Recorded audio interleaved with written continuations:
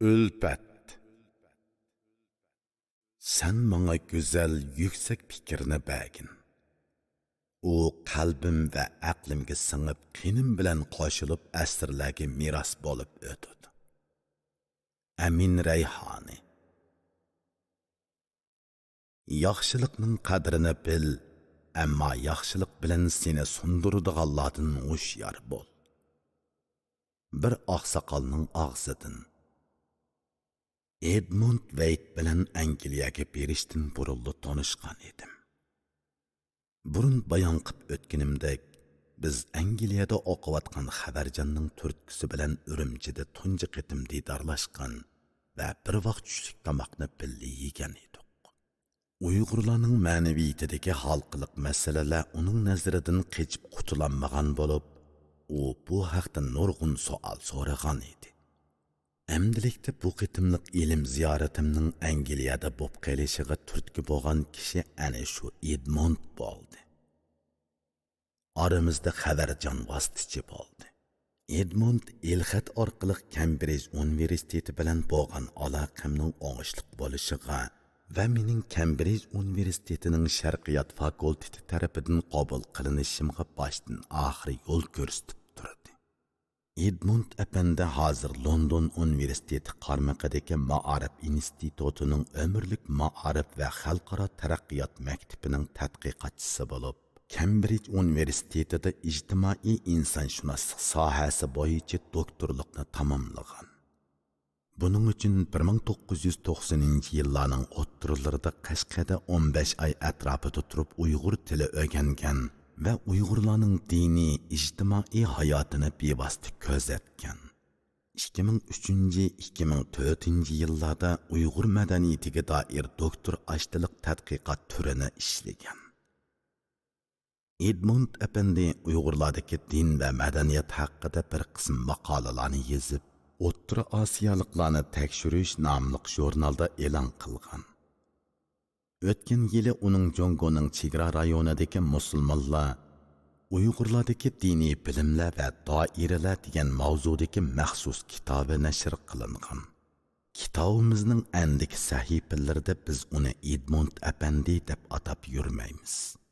Chunki muallif uning bilan bo'lgan do'stligining ma'nosini Edmund deb oddiy atash bilan o'qirmanlarga uqtirishni yoqtiradi. Bundaq bo'lganda muallif o'zini tabiiy va rohat his qilish bilan billa uningga bo'lgan qizg'in minnatdorligini oraliqsiz holda sidom va chin ifodalayoladi. Angliyada turgan ashu bir yilda men Edmundning yaxshi do'sti bo'la oladimmi, buni bilmayman. Lekin u menga samimiy do'stlikni yetkazdi. Edmund haqiqatan yaxshi do'st. Yaxshi do'st birovga bo'lgan insoniy rishtaning cho'nqurligini do'st so'zining o'zida yetarlik ifodalab beralaydi. Biroq zamonaviy dunyodagi do'stlik manfaat taqozzosini ko'proq shart qilganlikdan do'st degan go'zal so'z xunuk tus elishga boshlagan va uning oldiga yaxshi degan sifatni qo'shishga to'g'ri kelgan. Zamonimiz Uyg'ur tili iste'moli paydo qilgan o'ylangmani degan iborami dal shundoq. Bu ibora orqali o'zimizga atgan langmandek chin degan ma'no uqtirilgan bo'lsa-mu, yana bir tarafdan bozorning soxtapazligini oshkorlab qo'ygan. Hayotiy dunyoning orzularida mast bo'lib, ma'naviyati moddiylashib ketgan insonlarning lafzida do'st degan ibora yaxshi do'st degan iboraga o'zgardi. Shunga men bu kishilarning tobiga yarasha do'st degan iboraning oldiga bir ikki sifatni qo'shib qo'ydim.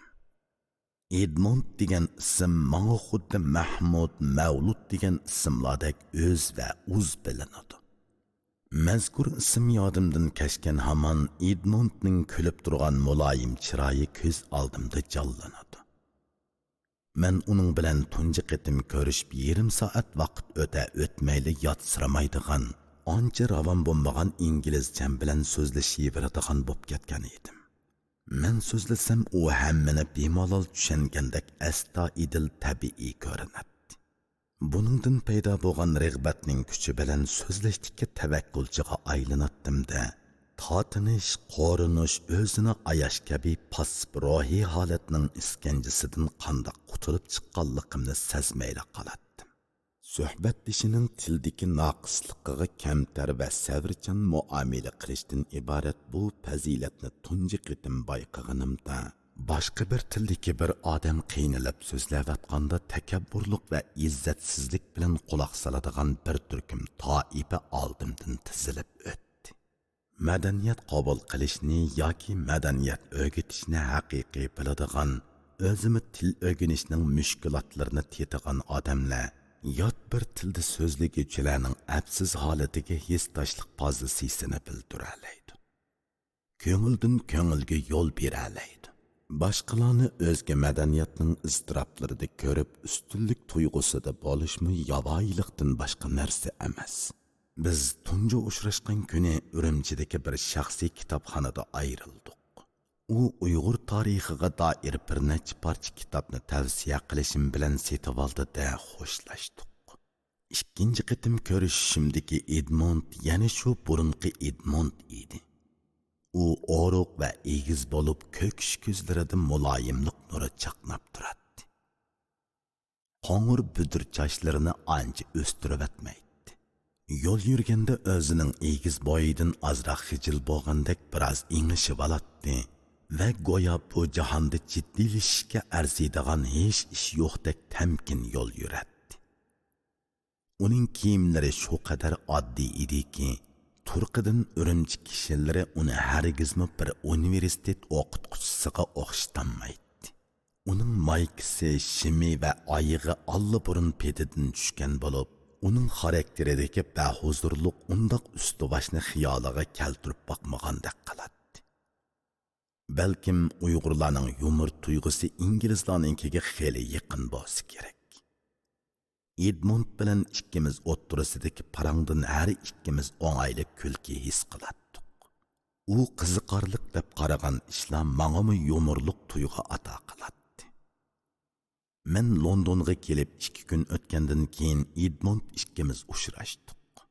U menga London universitetining ayrim tarmoqlarini, Buyuk Britaniya muzeyini, Buyuk Britaniya kutubxonasini ko'rsatib qo'ymoqchi bo'lgan edi. Biz tushdan keyin ko'rishgan edik. Havo tutuq edi. Men Tottenham Court ko'chasiga kelib Russell maydonidan Edmondni topdim. Russell maydoni abjil bir daraxtlik bo'lib, bu maydon London universiteti bilan tutishidi ekan. Edmond qalchiyib ketgan oyog'i petidan ketgan ko'k ishdan uzun yang kulrang mayki kiyib olgan bo'lib, do'lisida cho'ngliqidan salpiyib turgan bir material so'mkisi turadi. U bir qo'lini ko'rish uchun qo'lashmagandek qilib uzatdi. Men uning qo'lini qisdim. Edmondning barmoqlari qattiq va yirik edi. Ozroq mingandan keyin mendan "Londonni yoqtirdingizmi?" deb so'radi. Bu savoldan Londonga ko'naladingizmi degan ma'ni chiqib turadi. Londonni tuzuk ko'may turib bu savolga samimiy javob bergili bo'lmaydi.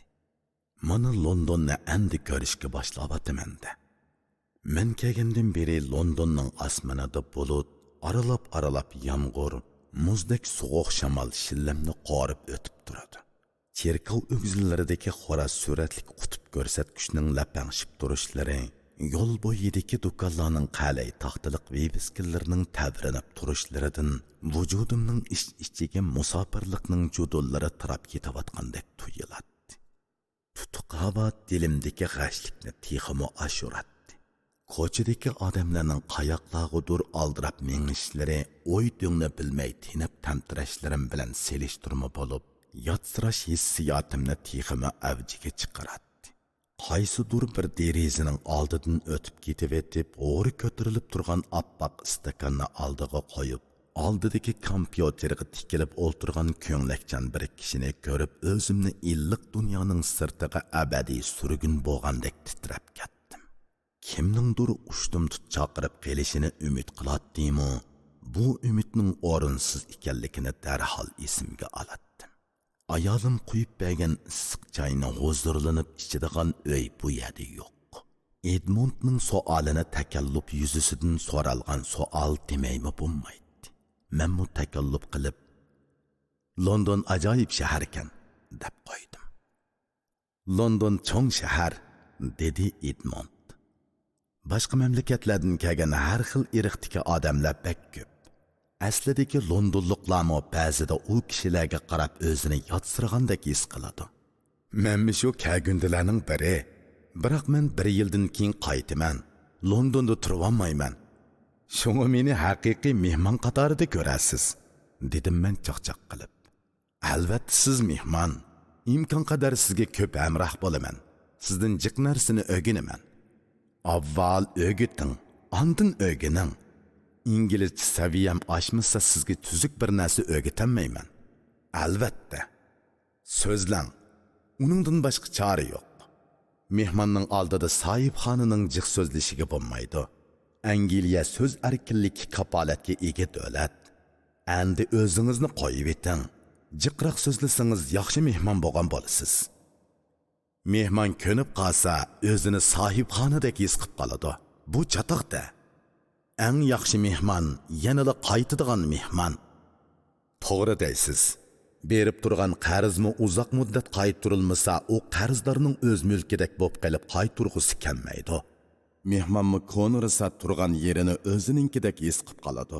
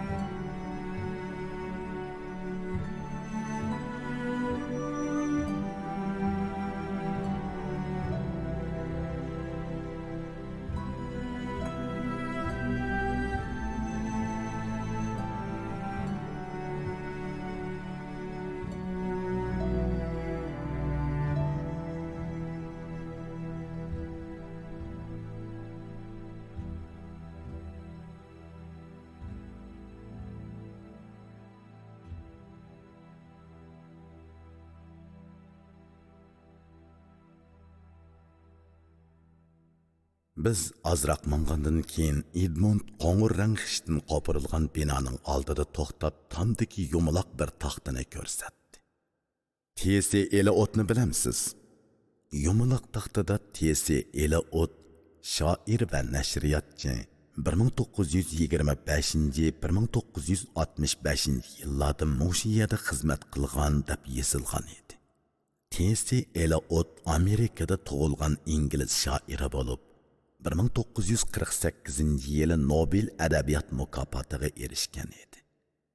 Uning 20-asr jahon she'riyatidagi o'rni bakli yuqori edi.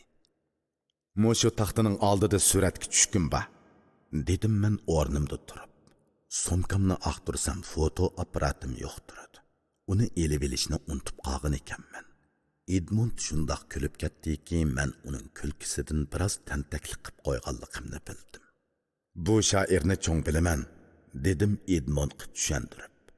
Men dematlik Uyg'ur shoirlarining qalbida T.S. Eliotning o'rni zo'r. Men u shoirning she'rlarining hanzuvchisi bilan 1980-yillarning oxirlarida tanishgan. Bir shoir do'stim uning Westland degan asrini Uyg'urchaga tarjima qilgan. Shundaqmi? dedi Edmond. Bu asarni Uyg'urchada qanday ataydi? U Bayavon deb tarjima qilgan. Asarning mavzusi yana Uyg'urchadagi cho'l, jazira, qoqshal yer, toqir yer degan ma'nolarni bildiradi. Meningcha bu mavzuni xaroba deb olgan muvofiq. Edmondning Uyg'ur tilidan xabari bor edi. U qayt so'rab yuqori so'zlarni zehniga elib oldi. Men nimishqidir jimib ketdim. Edmond biroz ajablangandek bo'lib menga bir qarab qo'ydi. Sizlar shoir adiblaringlarni hurmatlaydi ekansizlar. Nutq so'zlasanglar, kino, televiziya filmlarini ishlasanglar, Shekspirning so'zlarini tilga ep tursizlar. Nimishqidir ingliz tili deyilsa, Shekspir ko'z oldimga keladi. Mana bu yerda Eliotning 40 yillik xizmat xotirasi uchun bu taxtini qo'yibsizlar. Albatta shundoq bo'ladi, dedi Edmond so'zimdan biroz hayron bo'lib. Xotiramda Musa Bayevlarning g'o'ljidagi ko'nxurum zavutining cheqilishi jallanib turib oldi. 100 yil mobaynida uzluksiz ishlab toki mushu asrgacha to'hpi qo'shgan tunji avlod korxonaning iznosini endi topqila bo'lmaydi. Ularni o'y-mulk savdogarlari yolmibatdi. Hatto zavodning munorini bo'sima xotira qilib qoldirib qo'yishmadi. Bizda Ahmet Ömer deydigan bir komediya san'atkori bo'ladigan, dedim men Edmondga. U xalq orasida bak mashhur bo'lib, madaniyat zo'r inqilobi davrida kurashga tortilgan. U ashu yillardagi bema'ni kurashlarga o'tkir yumorlari bilan taqobil turgan. Kishilar uning yumorlarini hozirma aytib yurishadi. Cho'nglarning o'lib tugishi bilan endi Ahmet Ömerni biladiganlar azaydi. Kishilar Ahmet Ömerning yumorlarini so'rinlarda aytib, yejib yurishib, Ahmet Ömerni unutib ketadigan bo'ldi. Oxir Ahmet Ömerga doir tuzuk yodnoma qolmaydigan bo'ldi. Abdurahim O'tkir deb bir shoirimiz bor. Adabiyotimizga qo'shgan to'hpisi cho'ng. Uning o'ltirgan qorollarini endi topqila bo'lmaydi. Hatto Burhan Shahidi, Sayfiddin Azizi qatorliq davlat arboblarining aslidagi o'ltiraq yerlarimi o'chib ketdi. Tarix aslida kitoblar dövisi emas, balki konkret shaylarning naq o'zidir. Bir konu öy tazkirichilarning qalamiga qaraganda tarixni bevosita izohlab beralaydi, dedi Edmond javoban. Londonda mashhur odamlarning yodnomasi nurg'ung'u deyman, dedim men Edmondga. Qaramoqqa London konu binolardan tuzilgandek. Londonga yana 1-200 yildan keyin kelsingizmi, mushu ko'chalarni ozmay topalaysiz. Bilamsiz, bu ko'chalar 1-200 yil ilgari asosan mushundaqkan. Qaraganda Urumchi xotirasini yo'qotib qo'ygan odamga o'xshaydi ekan. Hamma yerda aynaklik egiz binolar, hamma yerda magazin, hamma yerda mehmonxona. Biroq ommaviy tantarbiya saroylari, bog' kutubxonalar yo'q hisobda. 4 tip daraxt boyada qaboqxona paydo bo'ladi. Xuddi jigarga tushgan qurutdek. London ko'chalarida yursangiz, ko'z oldingizda tarix agib turadi. Burningizga tarix hidi purab turadi. Taraqqiyot tarixning aslidagi relisini bo'ylab mangadi. Shunga Londonda o'tmish bilan kelajak qo'shilib ketgan deyishga bo'ladi. Urumchining taraqqiyoti ma'lum ko'z qarashga asosan qayta to'qib chiqilgan masalaga o'xshaydi. Shu topda men mengayotgan bu yer Londonning qadimiy ham markaziy rayoni hisoblanadi ekan. Ammo ko'zimga hamon Londonning chet rayonlaridek ko'rindi. Chunki bu yerdagi binolar 5-6 qavat atrofida bo'lib, biri bo'z kulrang, biri bo'z qo'ng'ir rang edi. Ko'chalarmi tar bo'lib, ikki qasniqida uncha cho'ng bo'lmagan har xil do'kon va magazin bor edi. Ko'chadagi kishilarning kiyimlari alohida emas, balki nihoyat oddiy edi.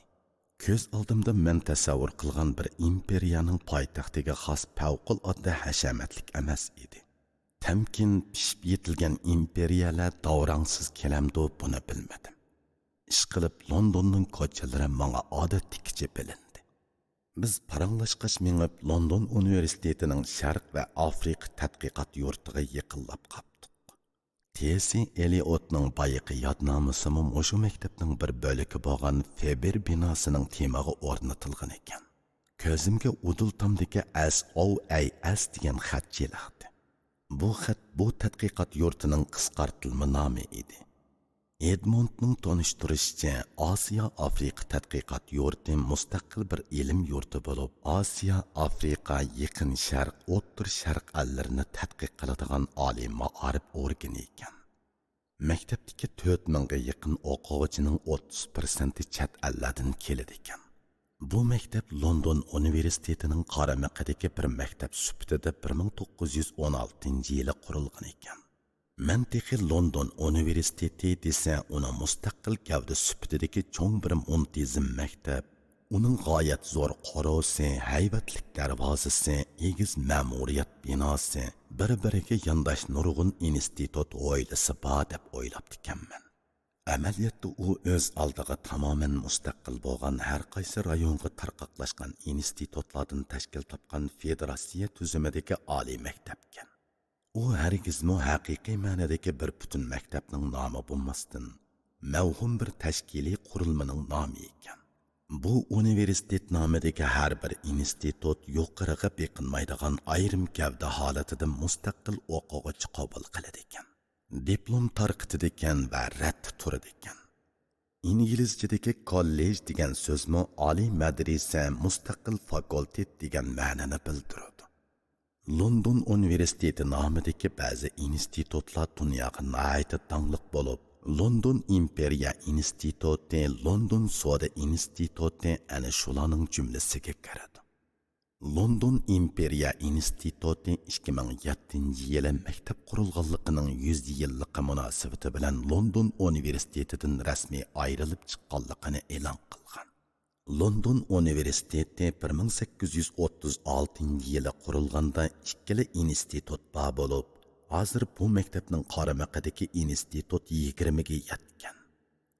London universiteti maxsus ibodat uyi yo'q bo'lgan birdan-bir universitet bo'lib, odatda otizmcha maktab deyiladi ekan. Lekin o'qituvchi va o'quvchilarning e'tiqod erkinligiga hech qanday cheklama yo'q bo'lib, o'xshamagan e'tiqoddagi odamlar ishlasa bo'ladigan ozoda uy ajratilgan ekan.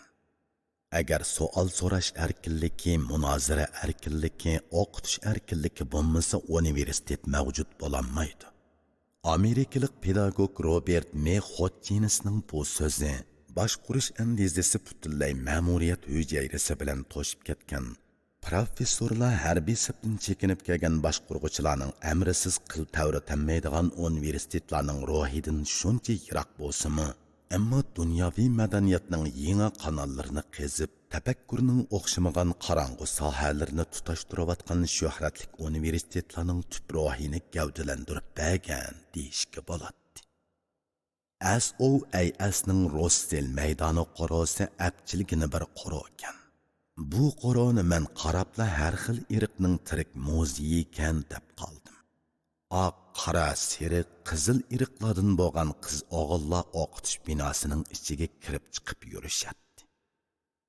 Ba'zilar peshtoqlarda o'ltirib parangga tushib ketgan edi.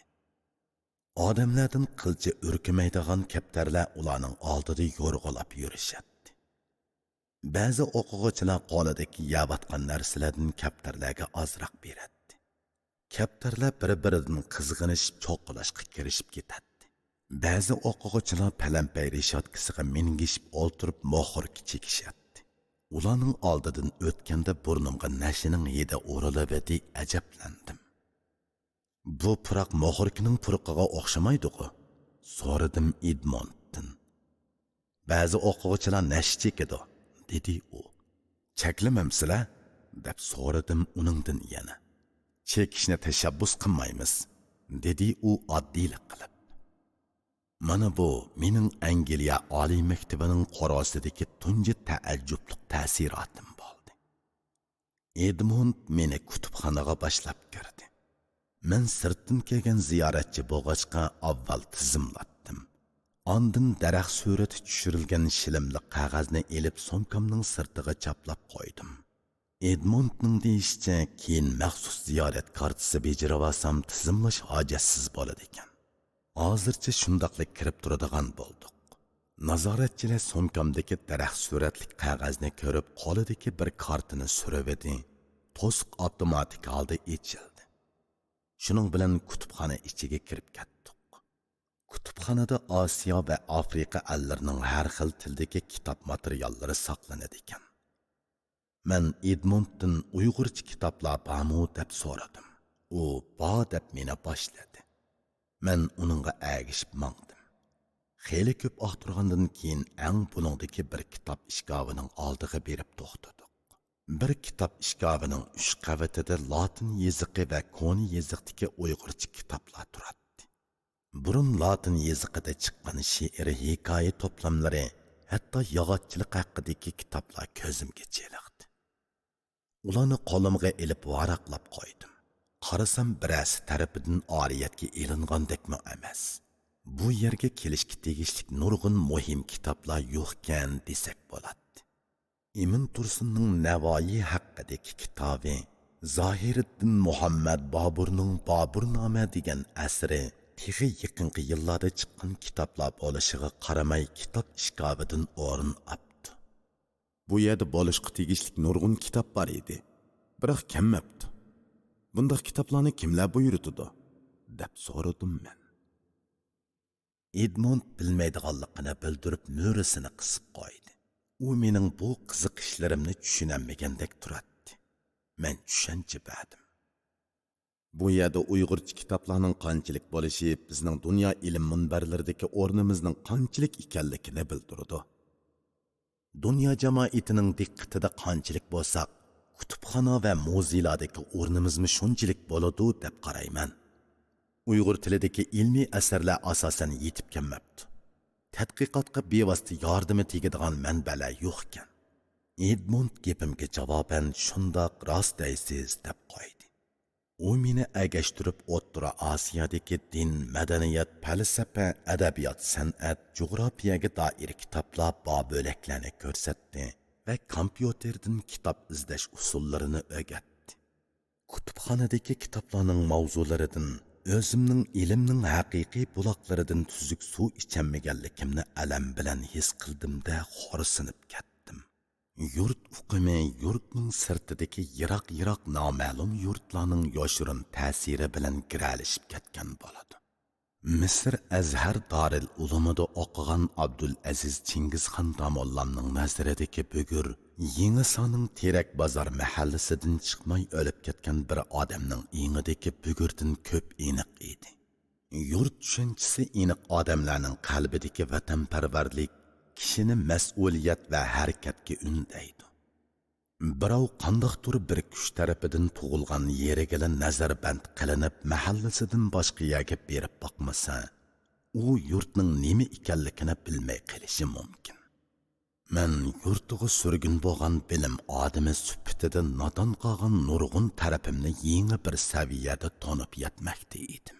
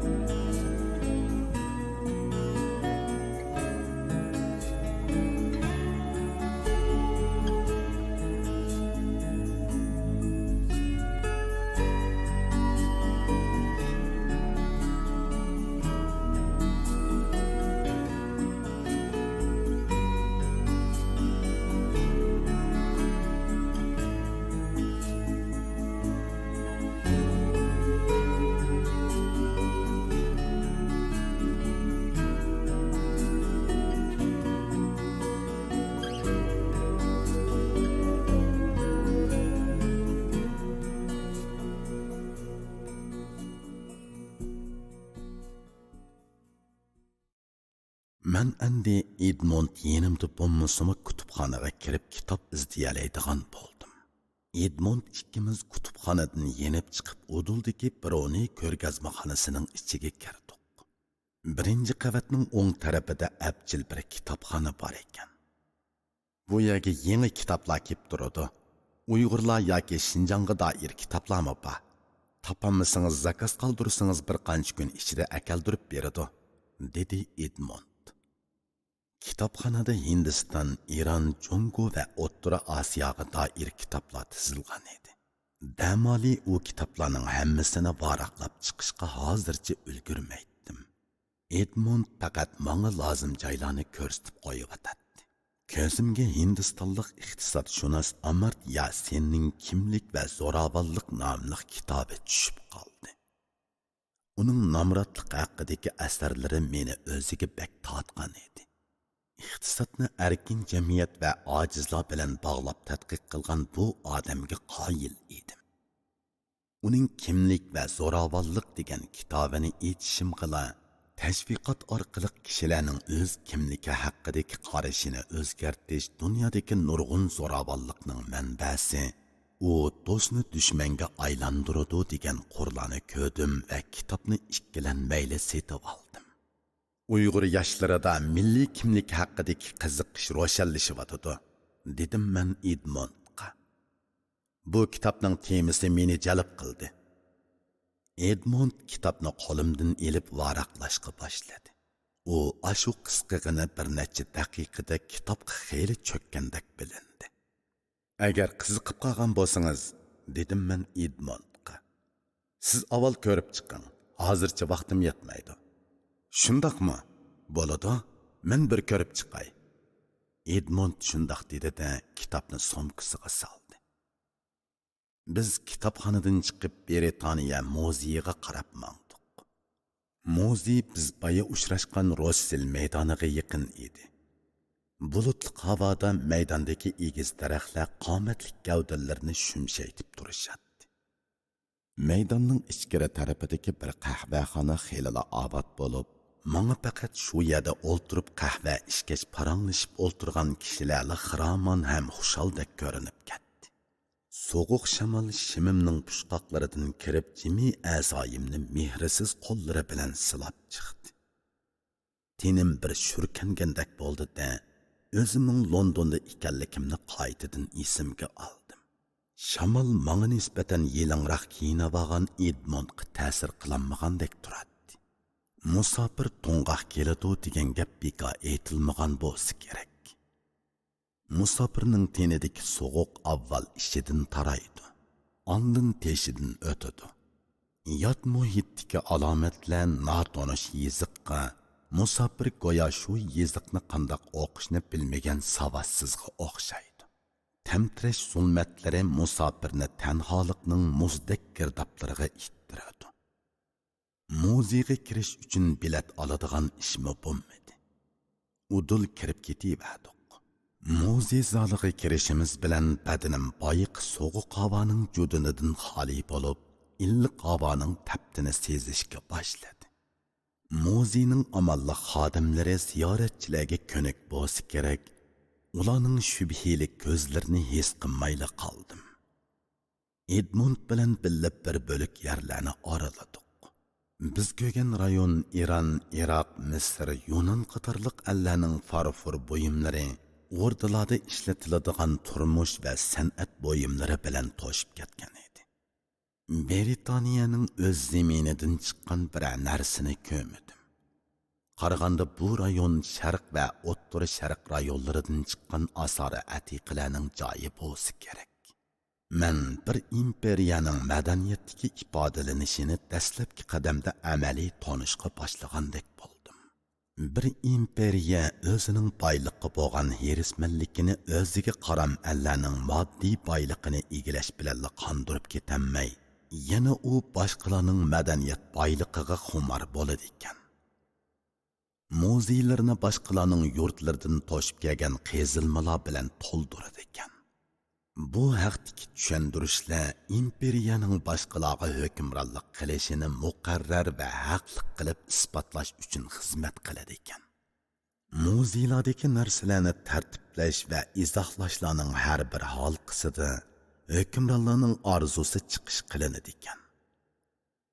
Hozirgi hukmronlarda yuqorqilardan boshqa yana bir ehtiyoj bor. U bo'lsa-mu menga hukmronlik qilish. Ular ma'arif va tashviqot orqali boshqalarning mengisidagi asli madaniyat xotiralarini yuyib tozalab, o'zining madaniyati va qimmat qarashini ko'chirib qo'yadi. Shuning bilan hukmronlik mashinasiga moslashadigan kilon odamlar borliqqa kelib, o'z topiga kushandilik qiladi. hukmronlikning abadiy bo'lishi uchun harbiy va iqtisodiy kuchga tayinish kifoya qilmaydi.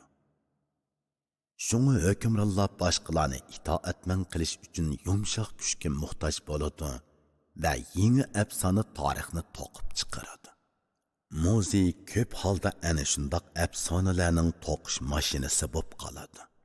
Mening vatanim o'tganki bir asrdan boshlab o'zi qansirash badaliga boshqalarga madaniyat boyligi taqdim qilib keldi.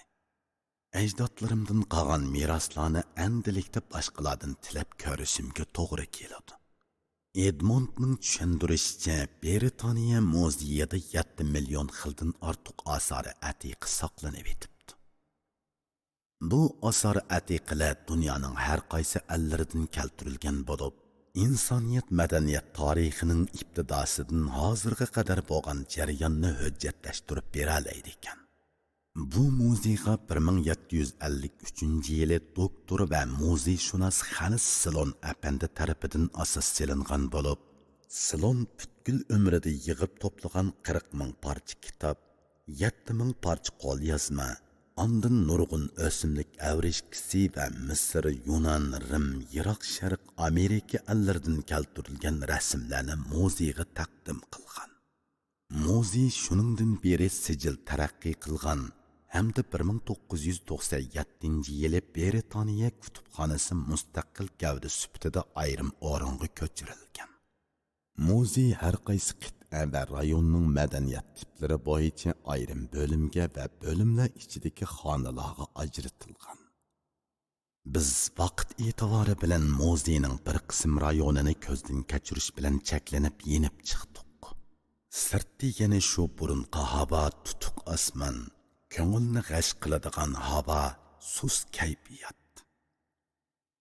Edmond har bir ko'chani SOAS kutubxonasiga boradigan ko'cha liniyalarini, o'ltiradigan avtobuslarni, Bloomsbury atrofidagi turmush va madaniyat buyumlari magazinlarini menga savrichanlik bilan ko'rsatdi va tushuntirdi. Londonda shu darajada ish o'rgatishga muhtoj bo'lib qolganimdan ma'yuslanib ketdim. Birov menga insonchilik nuqtasidan himmat ko'rsatib qolsa, hissiyot jihatda bir muncha qarzni ruhimga yuklab puklanib ketadigan odatim bor.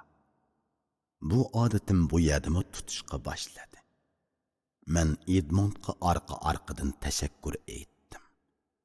Londonni to'liq ko'rgandan keyin Kembridjga chiqsangizmi bo'ladi? Mobodo Kembridjda turib qolsangiz sizni yo'qlab turaman. Xohlasangiz Kembridj London oraliqida yurib tadqiqotingizni qilaversingizmi bo'ladi? Sharoitingizga yarasha tanlang. O'zingizni ortiq qiynavamang, dedi Edmond xo'shlashadigan chaqda. Edmondning bu gapi ruhimdagi nurg'un ansizlikni birdilla erig'dibatdi. U mening amaliy sharoitim va xarakterimga loyiq keladigan bir yo'lning chirag'ini yo'rtib berib, talay noma'lum o'y-do'ngni tuzlabatgan edi. Ko'nglim yorib ketdi. O'zimni yenik his qildim. Uning navbatdagi turmushimda bo'lmasa bo'lmaydigan muhim odamligini tushunib yetdim va tushunib yetgan seri uning vaqtining qis ekanligini, ko'p ovora qilishga bo'lmaydiganligini esimga oldim. Edmond ikkimiz o'g'ini Osiyo Afrika tadqiqot yurti binosining oldida ko'rishmoqchi bo'ldik. Mashinalar, odamlar qaynab turgan ko'chada men to'liq yegona bir odamga aylandim. Ko'chalar menga yanada noma'lum edi. Qonalg'imni vaqtida tepivammasam bo'lmaydi. Ezib ketmaslik uchun ko'chalardagi o'zim biladigan belgilarga diqqat bilan sapsalatdim. Men hamon obod qadamiy poytaxtning shavqinidan yiroq edim. Hamon o'zimda edim, hamon o'zimda.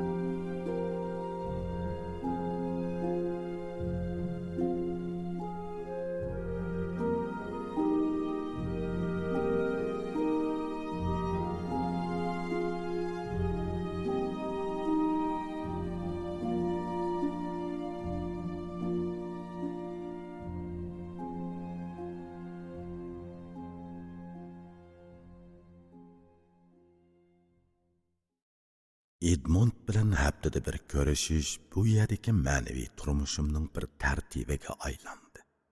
U bara men uchun bir o'qituvchiga, og'iniga, turmush yetakchisiga, mungdashga aylanib ketdi. Bu hol inglizcha saviyamning o'sishiga bevosita ta'sir ko'rsatmoqda edi. Uning bilan ko'rishishdan avval navbatdagi suhbat temamizni faraz qilib turib, inglizcha oshqushliq so'zlarni bir varaq qog'ozga yozib oldim. Ondan u so'zlarni oddiy jumlaga, qudratim yetsa murakkab jumlaga aylantirib oldim. Uningdan boshqa Edmonddan so'rash uchun bir qancha savolni tayyorlab oldim. Albatta bu savollar Angliya turmushi O'rta Osiyo tadqiqoti doirasida bo'ladi.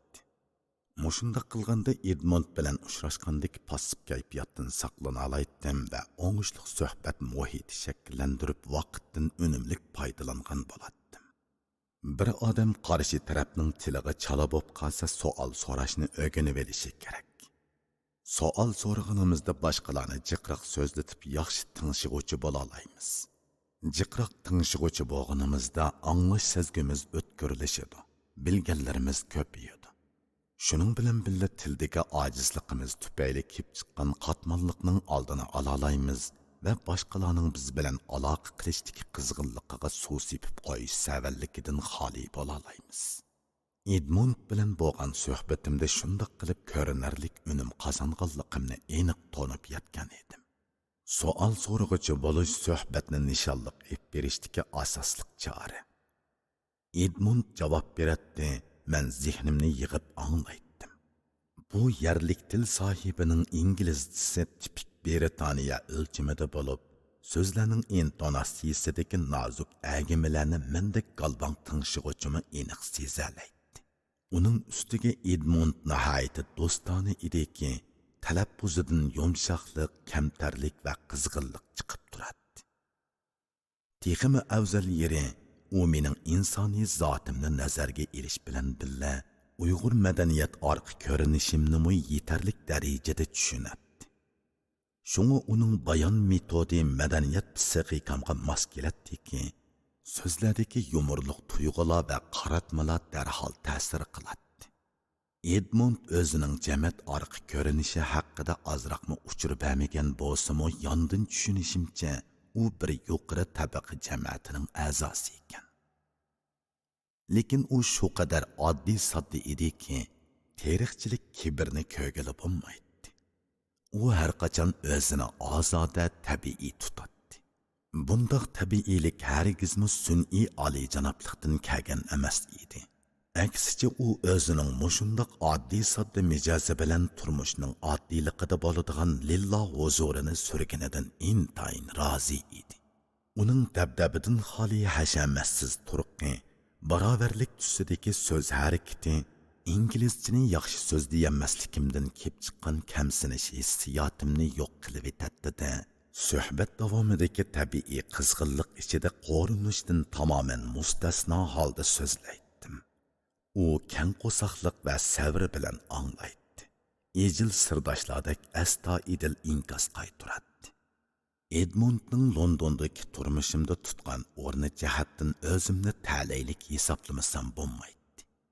U biz ko'rishgan dastlabki kunlari menga o'z xarajati bilan qatnash kartasi ib berdi. Soatlab vaqtini berdi. Inglizcha saviyamni tez o'stiradigan kitoblarni setib olib taqdim qildi. Shubhisizki bu bir qarindoshning qarindoshga tutgan muomalasining o'zi edi. O'lpatlab billa o'ltirishib ichishgan qahvasining pulini o'z oldiga ayrim topshirib qaytishadigan bu xil jamiyatda Edmonddek koni bir yerlik insonning iqtisodiy manfaat taqozosi favqulodda kuchli Londondek bir shaharda ko'rsatgan bu xil iltifotlari meni hayron qoldirdi, xijil qildi ham xursand qildi. Tiği bugünlü ko'rishgan bir odamga bu darajada yaqinchilik qilishi inglizlarning odamigarchilik qarashi haqidagi kona qarashimni o'zgartirib etgandek bo'ldi. Demak, inglizlarning orasidami Uyg'urlarga o'xshash odamigarchilik qiladigan kishilar bor ekan. Ahli kitoblarga tushgan kitoblar va bizga tushgan kitoblarning yaxshilik, odamigarchilik prinsiplari umuman o'xshashlikka ega. uning ustiga insonga berilgan ilohiy nafas bir, insonlardagi so'yguning yildizi bir, faqat uslubida farq qiladi. İnsanlar aloqadagi uslublarning farqini tushunolmay hozirgacha qavmlar orasida hang saqlab keldi. Irqchi siyosiy yo'llar faqat farqni ko'rib yetib o'z qavmining simvollarini boshqalarga zo'rliq bilan tangdi. Siyosiy fashizm va madaniyat fashizmi ana shundoq kelib chiqdi. Inchikilab qarasa, insonlarning o'xshashlik tarafi jiq va mohiyatlik bo'lib chiqadi. Mutafakkurlarning bu haqdagi sadosi ko'p holda siyosiy fursatparastlarning chalg'itishiga uchrab, insoniyat aramsizlik balosiga mubtalo bo'ladi. Yaratquchi bir insonning sof qalbini ne'mat qilib yaratgan ekan. Edmundning g'amxo'rligi menga ashu ne'matning ta'mini tetdi. Yaratquchiga shukrlar aytdim. Ta'limimning yana bir muhim mazmunini deb qo'yishni unutib qolmasligim kerak. Edmunddek yerlik kishi bilan do'stlashish chet eldan kelgan hamma odamga nisb bo'lavermaydi. Angliya tabiqalar o'ttirisidagi farq ro'shan bo'lgan, kishilar tabiqalar bo'yicha boda keldi qilishadigan, har bir tabiqa o'z o'rni va imtiyozi bo'yicha ayrilib turadigan jamiyat bo'lib, esil sifat va obro'y kishilar nazaridan soqit qilinmaydigan qimmatlardan sanaladi. Odatda Angliyaga kelib o'ltiraqlashib qolgan muhojirlar o'z jamoati bilan bo'lgan ishki muloqot bilan cheklanib qoladi ekan. İngilizlar jamoati bilan ish qo'yin bo'lib aralashib ketilmaydi ekan. Yer sharini g'erishlab o'rganib qolgan koni imperiya puhrolari mustamlikaning og'amchisini tashlab etganda qilsa-mu mag'rurligidan voz kechmagan edi. Bu mag'rurlik oqso'ngaklarga xos sipoyilik bilan qo'shilib ketib, yotlarning g'ororiga bevosita takkudak alpozga yetmagan bo'lsa-mu, İngilizlarning har tarafdan pishqan bir millat sifatidagi ijtimoiy tartibi va aloqa simvollari ularni ajoyib ishki himliqqa erishtirgan edi.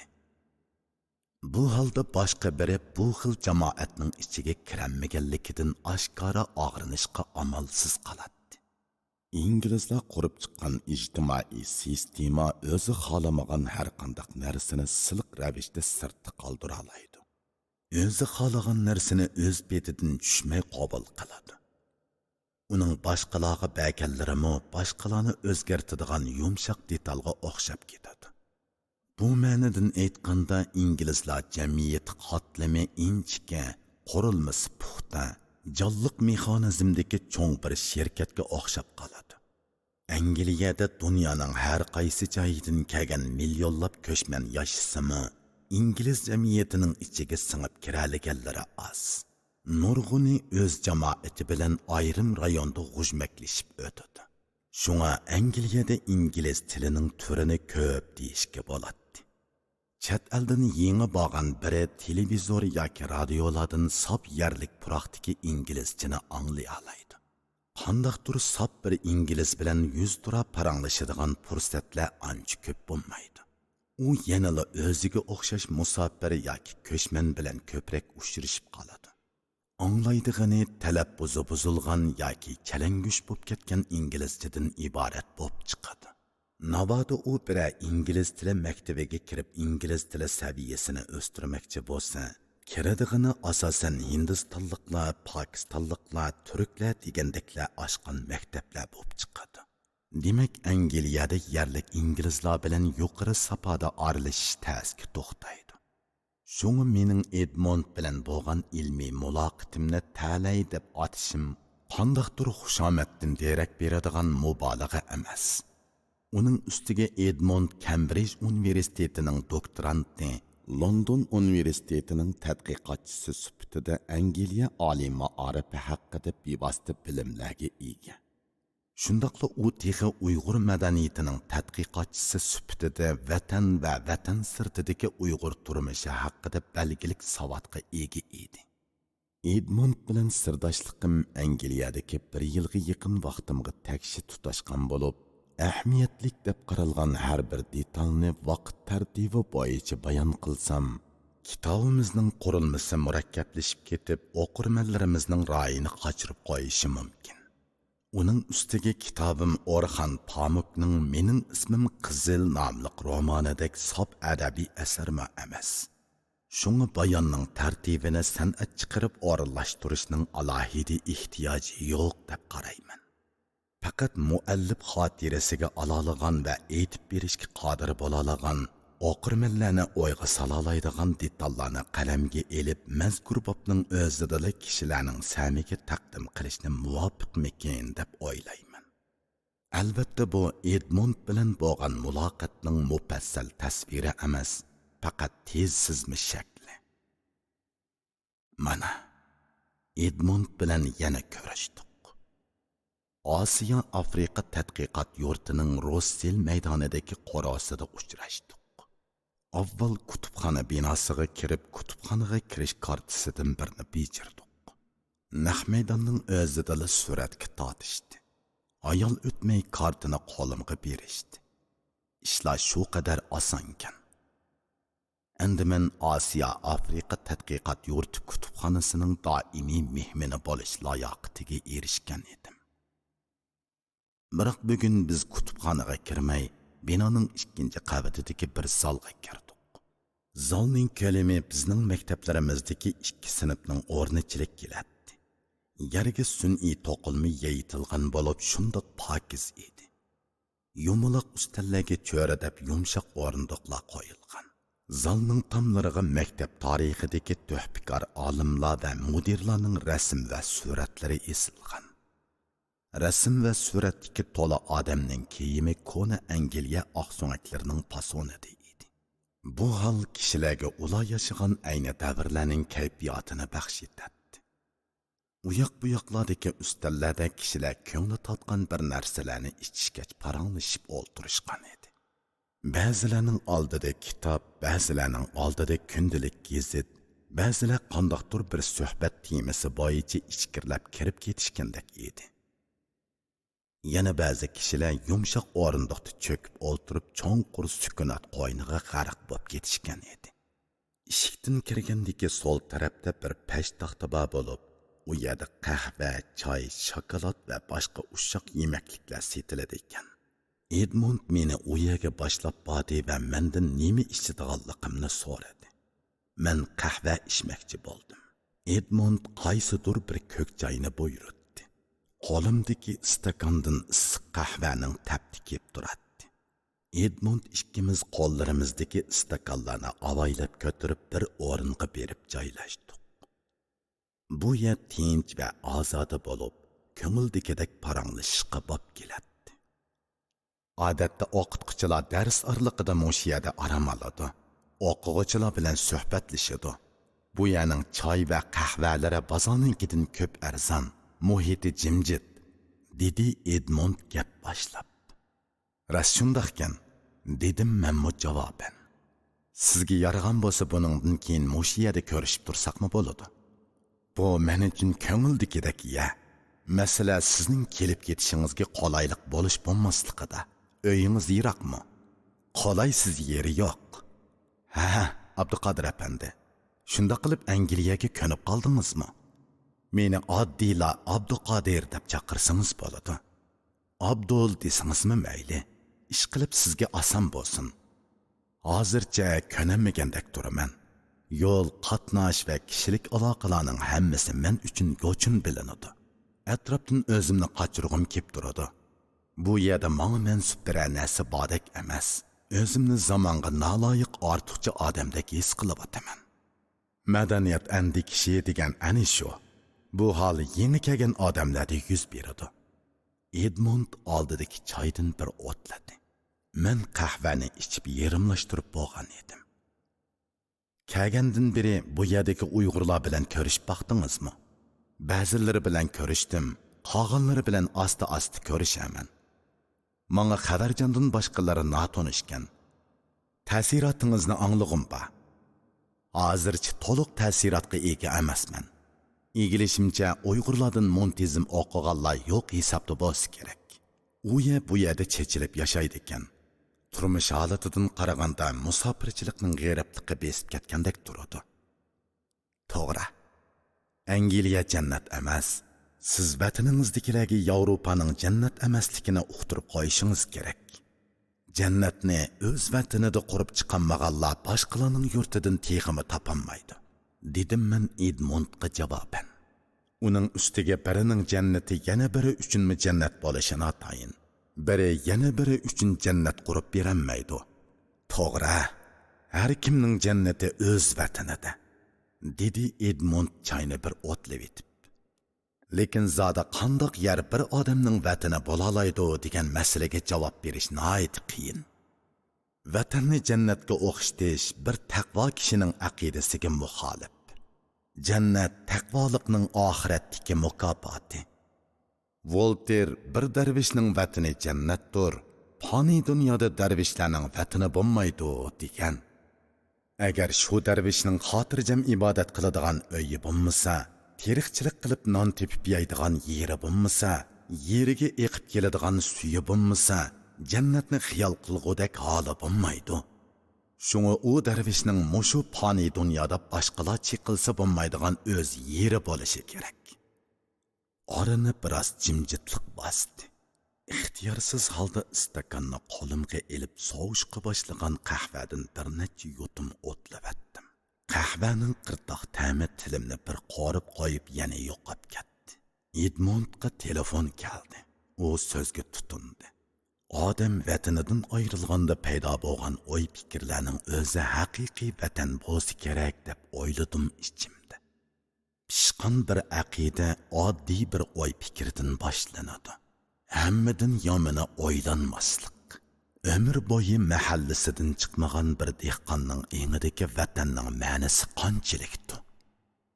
Turli tarixiy hodisa oldimdan bir-birlab tizilib o'tdi.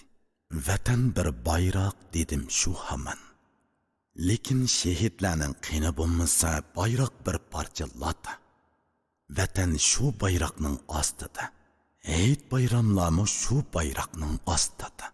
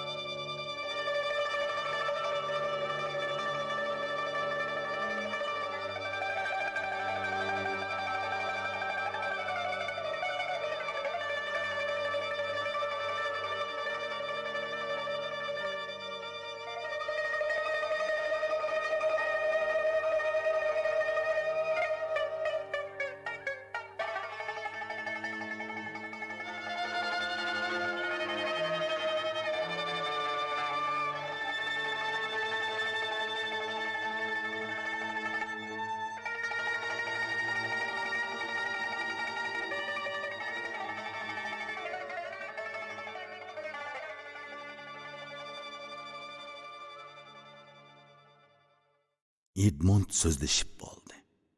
Ha, so'zlang Abduqodir, dedi u chaqchaq qilib. Bizda chet ellarga chiqish boshqa xalqlarga nisbatan bakla kechikkan ish bo'ldi. Shunga chet ellarda ijtimoiy asosimiz yo'q. Iqtisodiy o'rnimiz yo'q.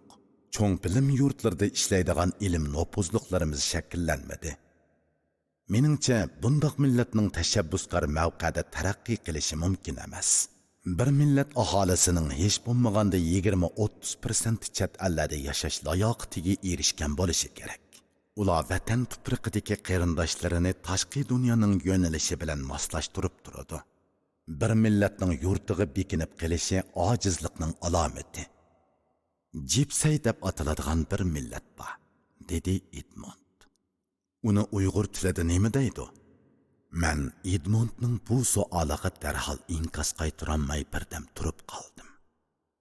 Bu so'zning talaffuzi Xanzu tilidagi jipsay degan gapga yaqindek turadi. Edmund Sigallarni degan bo'lsa kerak deb o'yladim. Sigan deymiz-g'o deyman, dedim sal delig'ul bo'lib. Edmund u millatning turmush shaklini qisqacha tasvirlab berdi. U millat muqim o'ltiraqlashmay karvon bo'lib ko'chib shahar qishloqlarning chet yerlarida yashaydi ekan. Tuzuk dehqonchilik qilmaydi ekan. O'yin qo'yib yoki pol echib turmush kechiradi ekan. To'g'ri, u xalqni biz Sigan deymiz, dedim men jazmlashtirib. Edmund aytdi. İngliz tilidagi gypsy so'zi Misr degan so'zdan kelgan bo'lib, bu xalq o'zini Romlar deyishadi. Bu odam degan ma'noda. Bular har qaysi allaga chechilib eqib yurishidi. Bepoyon dalalardagi chig'ri yo'l, ko'p-ko'k osmon, yulduz va quyoshli ularning vatani hisoblanadi. Ular boshqalarning hech qanday jamiyat sistemasini e'tirof qilmaydi. Ular to'limi nomrod. Yevropa ularni boy qilolmadi. Ular boy bo'lish uchun o'zidan voz kechishi kerak. Ya'ni Yevropaliklar orasiga singib ketishi kerak. Ammo yo'q qilib ketishni ular xohlamagandi, dedim men. Ular yotlar bilan qudilashmaydi. Qenini pokiz saqlaydi. Ular Yevropaning adiblari va muzikantlari tarafidan nihoyat romantik qilib tasvirlangan, dedi Edmund. Sigallarning o'z vatani bo'lmasa-mu butkul dunyo ularni tanıydı. Ajdodlardan meros qolgan ona yerdan ayrilsa bir xalqning tegishli hurmat tepishi qiyin gap, dedi Edmund. Şoňa Uyg'ur yoshlari chet ellardagi dangliq bilim yurtlarida o'qib, oladigan bilimlarni ep bo'lgandan keyin qarindoshlarining ahvolini yaxshilashning qo'yidi bo'lishi, hadislar afzal shaharlarda suqunib yurib kun o'tkazishning qo'yiga tushib olmasligi kerak. Vatan oldidagi qarzini unutmaganlar dunyoning qayeriga bormasin vatan bolasi hisoblanadi. Rus yozuvchisi Solonitsin Amerikada yurgandimi Rossiya qayg'usida yashadi. Edmund soatiga qaradi. Tog'dan bog'dan qilgan parangimizda vatan va musofirlik haqidagi gaplar ko'proq bo'lingan edi. Parang zuqida vaqtning qandoq o'tib ketganligini sezmayli qopdim. Edmundning qaytadigan vaqti bo'lib qolgan bo'lib, u sumkasidan heliq kuni mendan ep turgan kimlik va zo'ravonlik degan kitobni chiqardi da menga tanglab. Ko'rib chiqdim. Rahmat sizga, dedi. Kitob xeli yaradimi? deb so'radim men uningdan. Fikri kitobgan. Avtor umuman ikkinchi qo'l manbalardan foydalanib mulohiza qilibdi. Shaxsan men birinchi qo'l manbalarga pakroq qiziqaman. Avtorning bevosita tekshirishi bo'lganda texmi yaxshi bo'ladi, dedi. Biz xayrlashadigan chog'da Edmund, kelar qatim sizni uyimizga taklif qilaman. Vaqtni telefonda xabar qilay, dedi. Biz xo'shlashdik. Kallamda yana shu vatanning gapi. Vatandan chiqish va vatanga qaytishning munosabati to'g'risida ikki Paris shoirining misralari yodimdan kechdi. Saidi Shirazi debdi. Do'kon va uyingdan chiqolmay bir an, ey xamkalla hargiz bo'lmading inson. Chiqib endi senmu kezgin jahonni, bo'shab qolmay turib sendin bu jahon. Saidining o'zimi jahon kezib yashagan shoir bo'lib, uning kitoblarida har qaysi iqlim allarining turmush hikmatlari nur chashqan edi. U uyingda o'ltirolmay talog'a chiq, bu jahonda sening haqqing bor deb atadi. Abduqodir Bedil aytibdi. Kimiki foyda izlab vatandan ketar, boshqag'imi ko'ngil qo'yolmay o'tar. Ushqun toshdan ajrab chiqqandan keyin qancha maqtamag'in baribir o'char.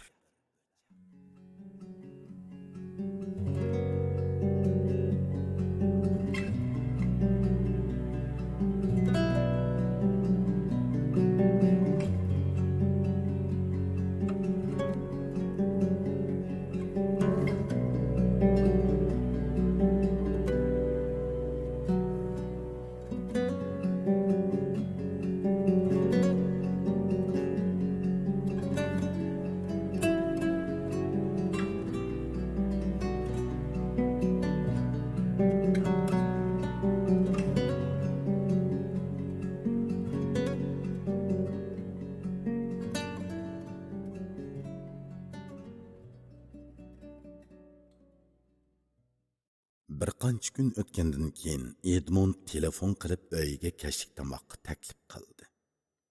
Men uchun uning uyiga berish mehmon bo'lishtildi derak bermaydi. Mening qiziqadiganim o'ttiri tabiqiga vakillik qiladigan bir ingliz bilim odamining oilaviy kayfiyati edi. Uy ichining saramjonlashishi, qurilmasi, dasturxon tartibi bir jamiyatning folklor qo'llanmasi aytib berolmaydigan nurg'un narsadan uchur beralaydi. Shunga men Edmundning taklifiga xushallik bilan moyillik bildirdim. Edmund menga qolaylik bo'lsin deb SOAS'ning oilasida uchrashishimizni aytdi. Ondan uning bilan birga uyga boradigan bo'ldik. Uqishimcha bu yerning qoidasidami birovning uyiga mehmonga borganda oddiy sovg'at ib boradi ekan. Men yo'lda kelguncha cho'ngroq bir magazinga kirib Shvetsiyada ishlangan cho'ng qutuliq pechenyedan birini setib oldim. Men o'shining o'zida kifoya deb o'yladim. Bunda qoida Yaponiyadami bor edi. Kishilar bir-birining uyiga borganda quruq bormaydi ekan. Ammo sovg'atning oddiy ahamiyatli bo'lishiga alohida diqqat qiladi ekan. Masalan, bir tal nafs qo'shiq, qahva piyolasi, kitob, tatliq turum degandek narsalar shu qitimliq uchrashishning amaliy ahvoliga qarab bo'ladi ekan. Sovg'atning qimmati noqul holda uning bahosida bo'lmasdan bildirgan ma'nosidami ifodalanadi. Sovg'at yana ikki tarafning munosabatining qatlamanini ifodalash xususiyatiga ega. Mubada sovg'atning iqtisodiy qimmati ikki tarafning munosabati ko'tarilmaydigan darajada yuqori bo'lsa, sovg'at qabul qilguvchida har xil taajjublik o'yini shakllantirib qo'yishi mumkin.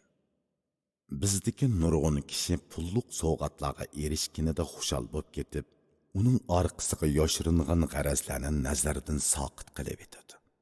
U sovg'atning haqiqiy ma'nodagi insoniy sifatiga emas, muayyan fursatni setib olish uchun berilganligini o'ylashga royi bo'lmay qoladi.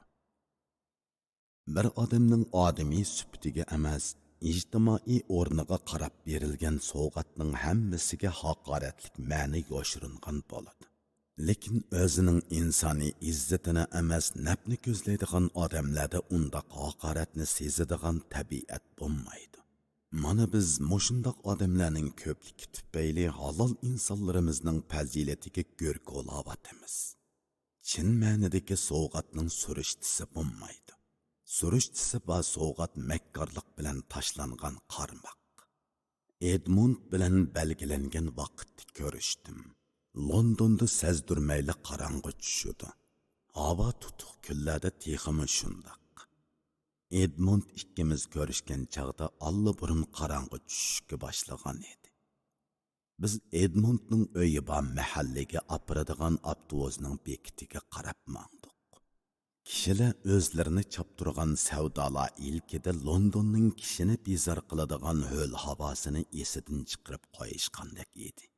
Bekatda bir-biriga surkilib turishgan kishilar yonfonlarda nadadir bir yerdagi yaqinlari bilan qizg'in so'zlashadi. Montizm ijtimoiy tartib ko'z oldimdagi bir-biriga nisbatan notanish bu kishilarni yo'l-yo'llarga selavatgan bo'lib, bir-biriga qilchi daxli qilmaydi.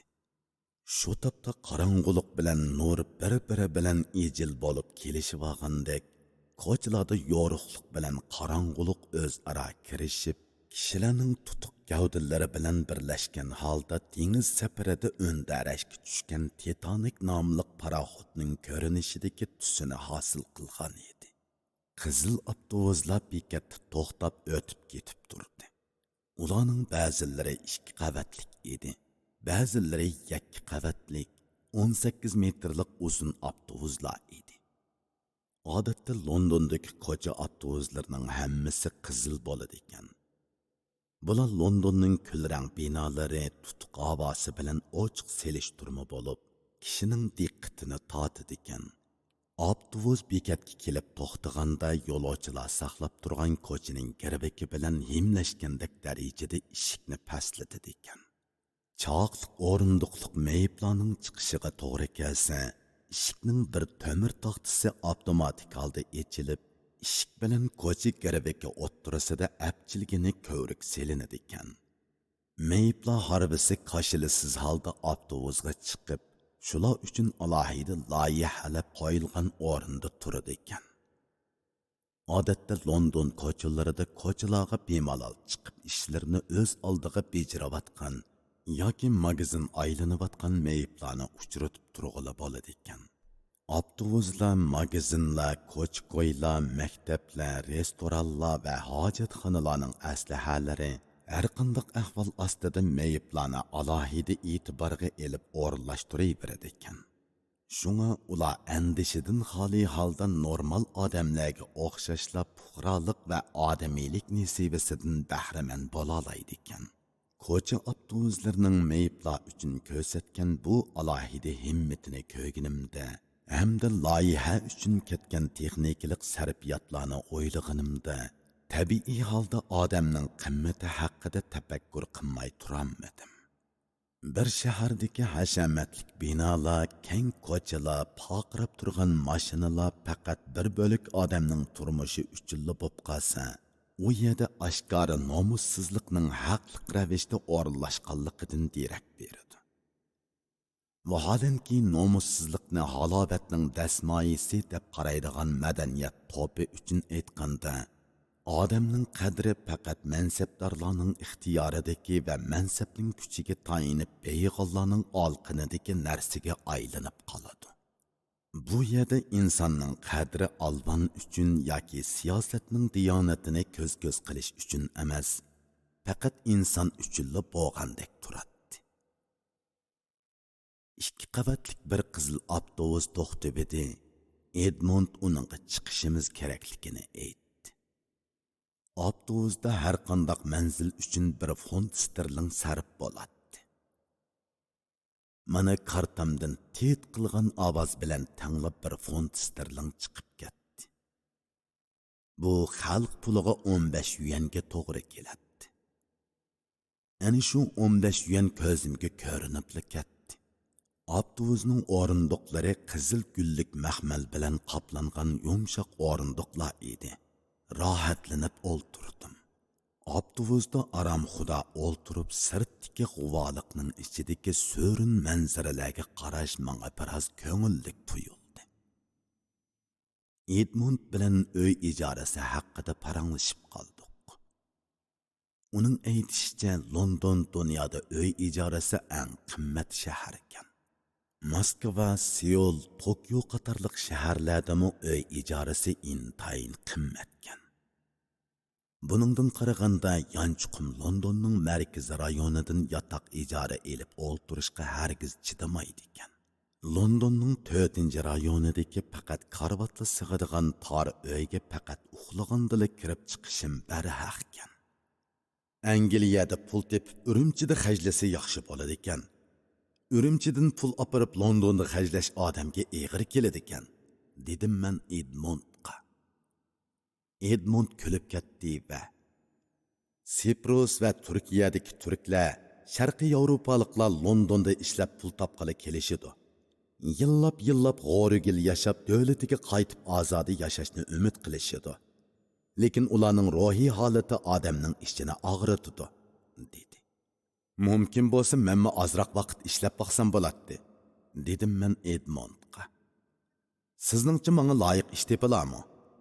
Nemishqa endi, dedi Edmund qilch tushunmagandek. Men uning savolidan biroz o'ng'aysizlangandek bo'ldim. Uning meni bumi pul tepishni ko'zlab kaptu deb tushunib kelishidan ansiraydim. Mo'lchirimda menga berilgan 100 ming yuan yotoq, tamoq va qatnash rasxotim uchun misqollab xajlasam aran yetadi. Kitob material setib olmoqchi bo'lsam qiynalib qoladim. O'qishni bahona qilib berib pul g'ariziga tushib hammani unutgan holda ishlaydigan kagundilar haqidagi hikoyalarmi oz emas edi. Shunga taraqqiy topgan allarning maktablaridagi o'qituvchilar bizdek allardan bag'allarning o'qish intilishlariga ishonmaydi va so'g'uq muomalada bo'lishadi. Xarajatimda sal jiddiylik bor, dedim men Edmundga. Uning ustiga ishlaganda ba'zi ijtimoiy bilimlarni o'rgangili bo'ladi. Ishqo tepilib qoladi. Masalan, kutubxonalardan sizga loyiq ish chiqib qoladi. Ammo vizingizda xizmat ijozatnomasi yo'q, dedi Edmond. Darvaqa, shundoq, dedim men xiyolga cho'kib. Balkim bir ilmiy fondning yordamiga erishib qolamiz. Lekin bu keyingi ish, dedi Edmond ulapla. Edmondning bu so'zi tasalli uchun deyildimi yoki rost deyildimi, shu vaqtning o'zida anqiramadim. Lekin uning oldida ishning gapini chiqarib qo'yib tepib-olgan sarosimalardan qutuldim va chet elliklar boshqalarning ko'nglini yasashga nima degan usta deb o'ylab qoldim. Edmond ko'ngilchak va sipoyi edi. Ko'p holda suhbatdishining ko'nglini nazarda tutadi. Ammo prinsipallik taraflarda ko'ngilni ortiqcha ayab yurmay gapning postkallasini aytadi.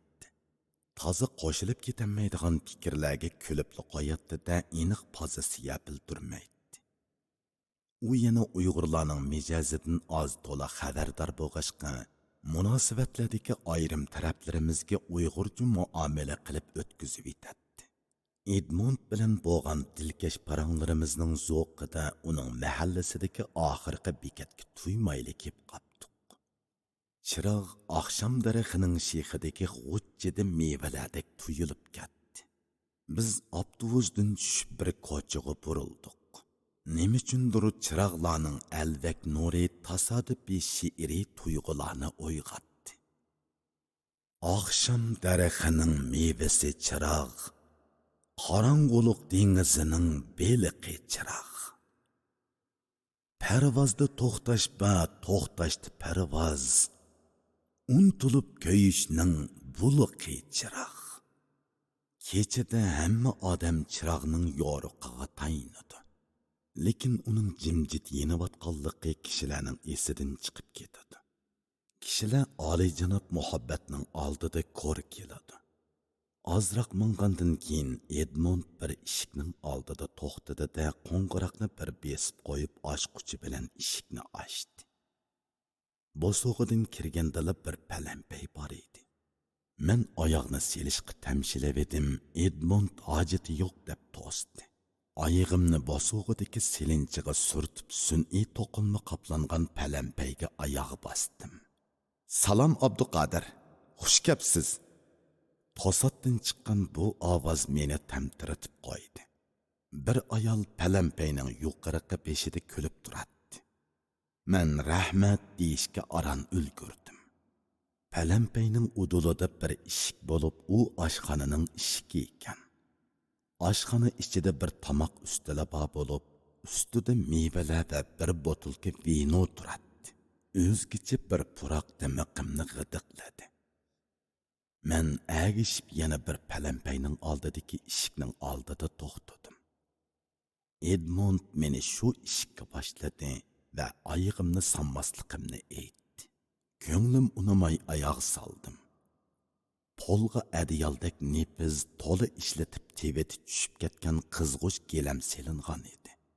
Sol tarafdagi tomga 3 kishilik ko'na bir divan qo'yilgan. Divan oldida kichik bir ustal turadi. Divanda o'ltirib edim, cho'kibli ketdim.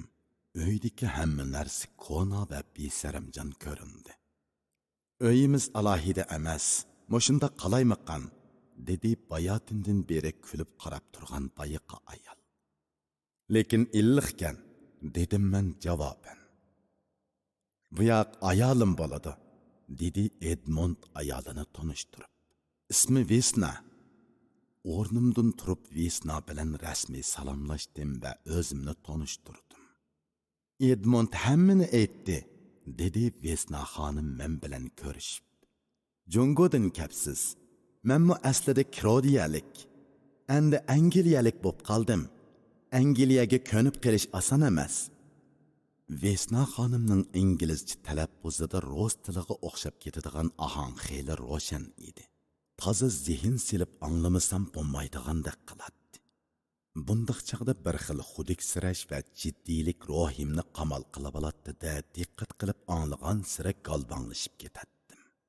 Biroq u shundoq ochiq ediki, tunji bo'ladigan yotsirash tuyg'ularini shu hamon yo'q qilib etadi. u kulsa yuzi, ko'zlari va lavlari qo'shilib to'liq kuladi.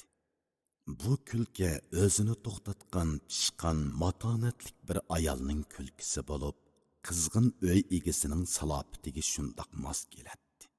Mashrang chibarqut yopka va mashrang tibit popayka uning to'lg'an bastiga yarashgan bo'lib, bir tutam manglay chechi qongshirining ustiga qiypash tushib turadi.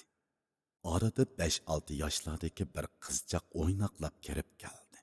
Vesna xonim, Isabella bu yoqqa qara, mehmon, dedi.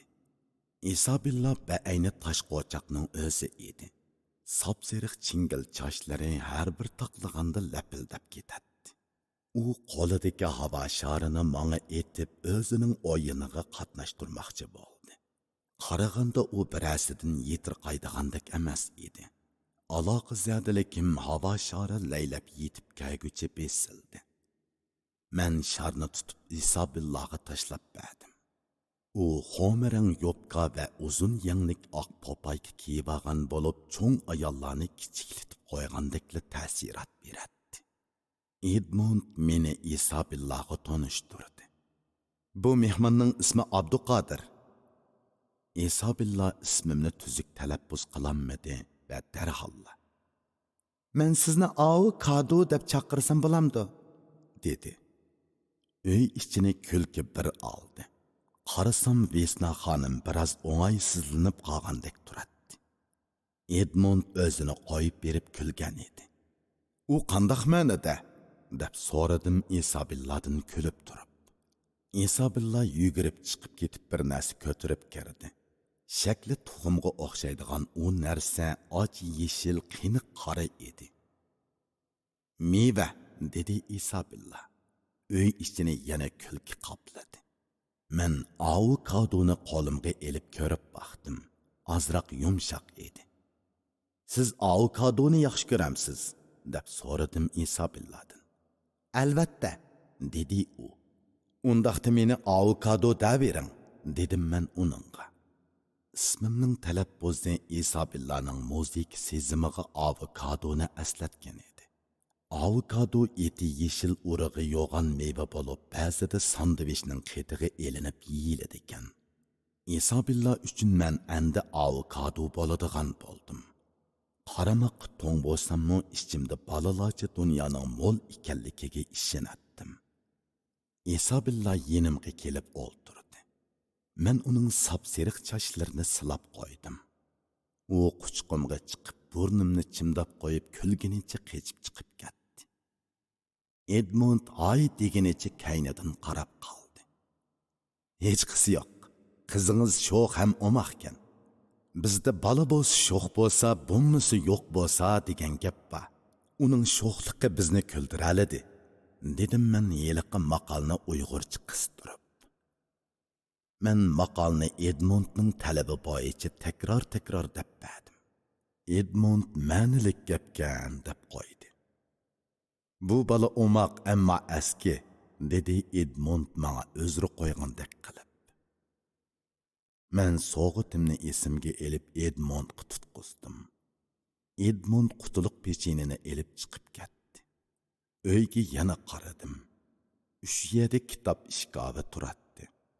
Ko'zdan kechirgim keldi-yu, o'zimni tutib oldim.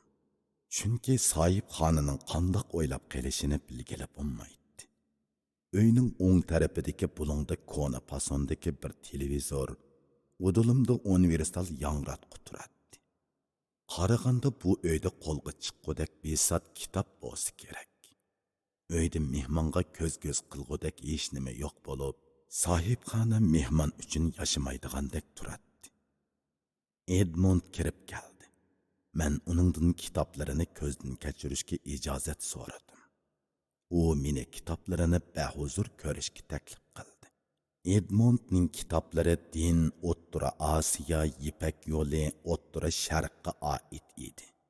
Najif Mahfuz, Orxon Pamuk, Amin Ma'aluflarning romanlari qo'limga chiqdi. Ularni varaqlab joyiga qo'ydim. Samarqand nomli bir kitob maylimni tortdi.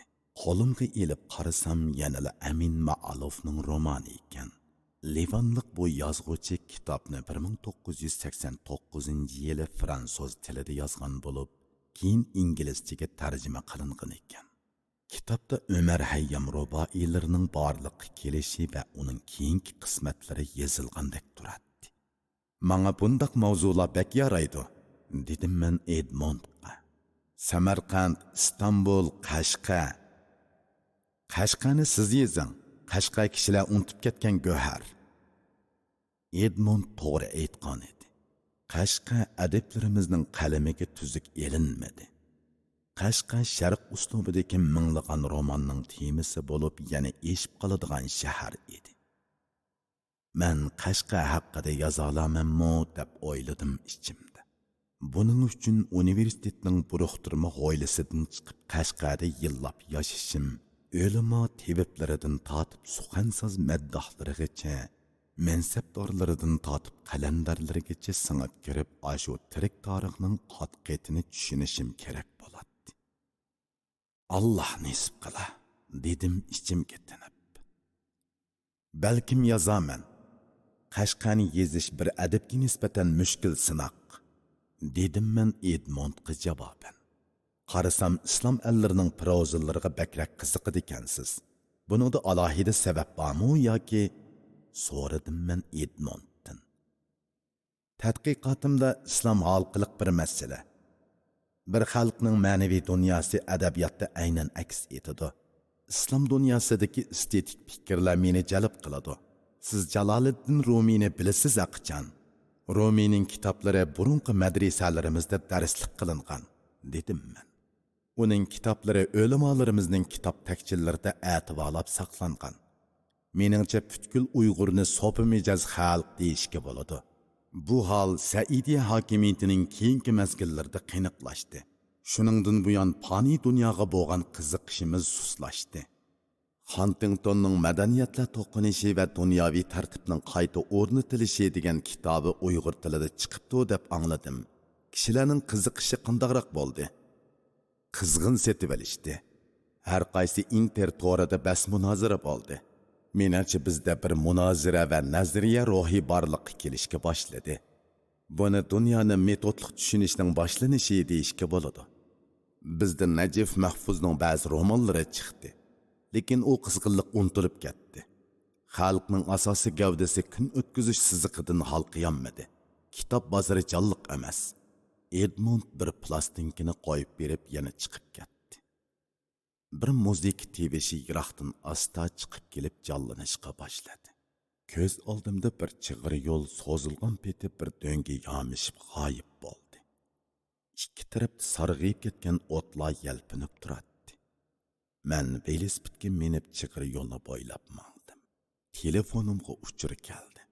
Uni o'qish uchun qadamiy bir daraxtning ostidagi toshda o'ltirdim. Uchur men umid qilgan odamdan kammigan edi. Bir xo'rsinib qo'yib ustimdagi daraxtga qaradim. Sarg'aygan g'azonglar yengil uchib tushib chig'ir yo'ldan siyrilib o'tdi va chatqonliq orasiga kirib ketdi. Unutib ketishni daraxtdan o'rgansam bo'g'idek deb o'yladim. Daraxt behuda xotiralarni esida saqlab o'zini avora qilib yurmaydi ekan. Muzik sadosi ichida Edmondning kitoblarini davomli oqtiraverdim. Ko'zim Silviya Plasning qalin bir kitobiga tushib qoldi. Varaqlasam u Plasning she'rlari ekan. Edmond kirib keldi. U oshxonaga chiqib ayoliga yordamlashib mendanmi xabar og'ashtirgan bo'lsa kerak. Yarag'udek kitoblar bormikan? Dedi u. Yaxshi kitoblaringiz ko'pkan, dedim men. Qiziqishlarimiz o'xshab qoladi ekan. Plasning she'rlarini yaxshi ko'radi ekansizda. Uni Vesna bek yaxshi ko'radi. Plas she'r yozishdan avval shoira bo'la olgan ayol. Edmondning deyishicha, uning xonimi Cambridge universitetida jamiyatshunoslik bo'yicha doktorlikni tamomlagan ekan. Plasni nurg'un ayol yaxshi ko'radi ekan. Parang asnosida ko'zim yana bir ishkopdagi koni kitoblarga tushib qoldi. Xomiring qattiq muqobaga elingan bu kitoblar alohazal 20 tom atrofida keladi. Bu kitoblar-chi? Dedim men Edmondga ishkop tarafni ko'rsatib. u Hyogoning asarlari manga momamdan miras qolgan. Men Edmondga qarab qoldim. U mening sharhi talab qilganimni tushungandek. Fransuzchani yomon emas tushunaman. Ba'zida u kitoblarni varaqlab Hyogoni his qilaman. Momamning ma'naviy dunyosini qiyos qilaman. Edmond Orxan Pamukning qo'limdagi kitobini ko'rib so'radi. Orxan Pamukning asarlarini yaxshi ko'ramsiz? Orxan Pamukning ismini tehi endi tonidiq. Asarlari Uyg'urcha nashrdan chiqqıcı bo'lmadi, dedim men qo'limdagi kitobni o'rib-cho'rib.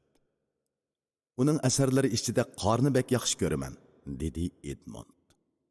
Meningcha u yuqori mahoratli yozuvchi, shoirlik xeli kuchlik. Qo'limdagi kitob dal Pamukning Qor degan romani edi. Shu orada Vesna xonim tamoqning tayyor bo'lganligini aytdi. Men kitoblarni joyiga qo'yib Edmondga agishib oshxonaga tushdim.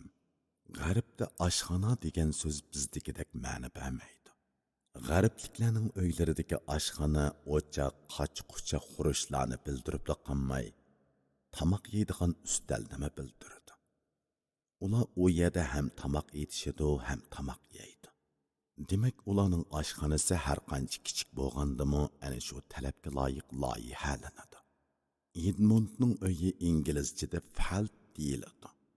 U bizdagi qavatli uy degan ma'noda.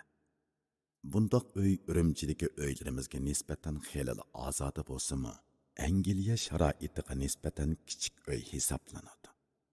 Shuningga yarasha Edmondning oshxonasi kichik edi. Lekin oshxonaning o'ttirisiga apchilgina tamoq ustuli va o'rindiqlar qo'yilgan bo'lib, ustalga har xil meva, bolka, ko'ktat, salat, velklar qo'yilgan edi. Kirishimiz bilan tang Vesna xonim har birimizga birdan salpitki tayyorlab oldimizga yoydi. Ondan allaburun tayyorlab qo'ygan qovurg'a kabobni akeldi. Qo'y go'shtidan qilingan. Anglasam sizlar Uyg'urlar kabobga amraqkansizlar, dedi Vesna xonim. Shundoq, kabob Uyg'urlarda ko'p yeyiladi. Bilishimcha Turkiy xalqlar va Parsilarning hammasi shundoq.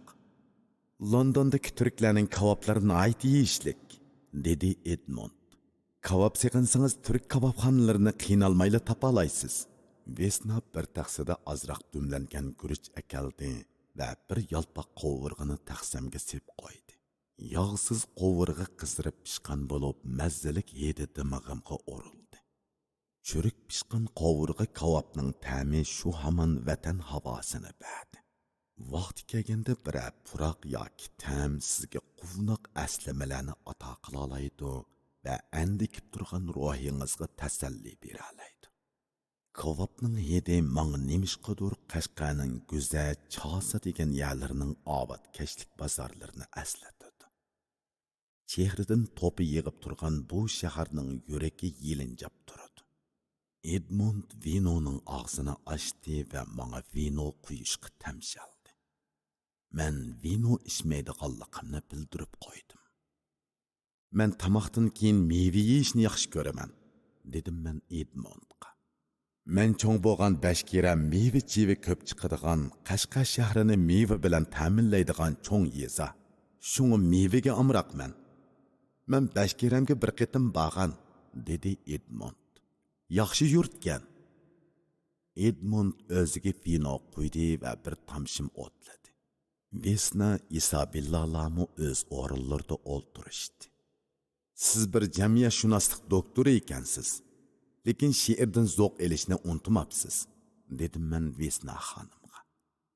To'g'ri, men ba'zida she'r o'qib qo'yman.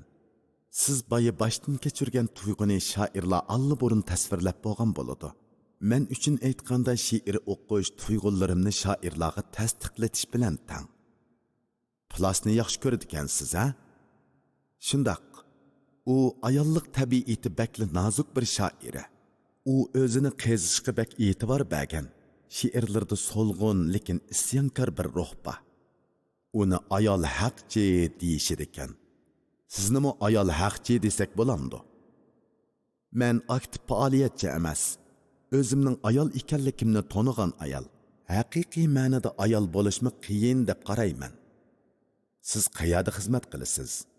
Uyda o'ltirib Isabellani boqaman, Edmondni kutaman. Ba'zida fondi jamiyatlardan yordam elib tadqiqot bilan shug'ullanaman. O'zim Kirodiyadagi bir oz sonliq millat.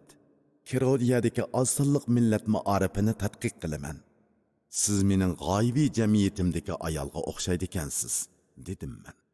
Nima deganingizni toza tushunamadim, dedi Edmond. Uyg'urlarning an'anasida ayollar uyda o'ltirib bolalarni boqadi. Erlar sirtlarda tirikchilikning ipini qilishidi. Fojialik yeri ayollarning ko'pi savossiz qolgan. Bu oxir bolalarning sifatli tarbiyalanishiga salbiy ta'sir etgan. Uyg'ur ayollari muloyim, itoatchan, sodda musulmonlar sifatida oila va bolalarga o'zlarini beg'ishlagan. Balalarga hayo va axloqdan tirik dars beralagan bo'lsa-mu, mavjud dunyoni cho'nqurlab tushunishda amalsiz qolgan. Hozir ahvol tamoman boshqacha.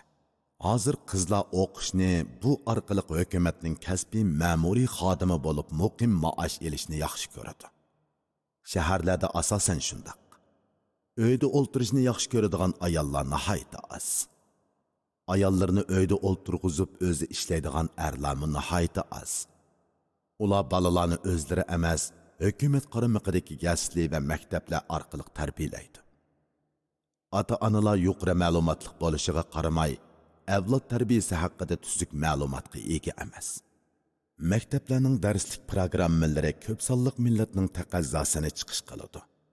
Mening g'oyiviy jamiyatimda ayollar sifatli tarbiya ko'rgan, pokiz, aqlli, parvishkor sifatida oilani illiq bir maktabga aylantirgan bo'ladi.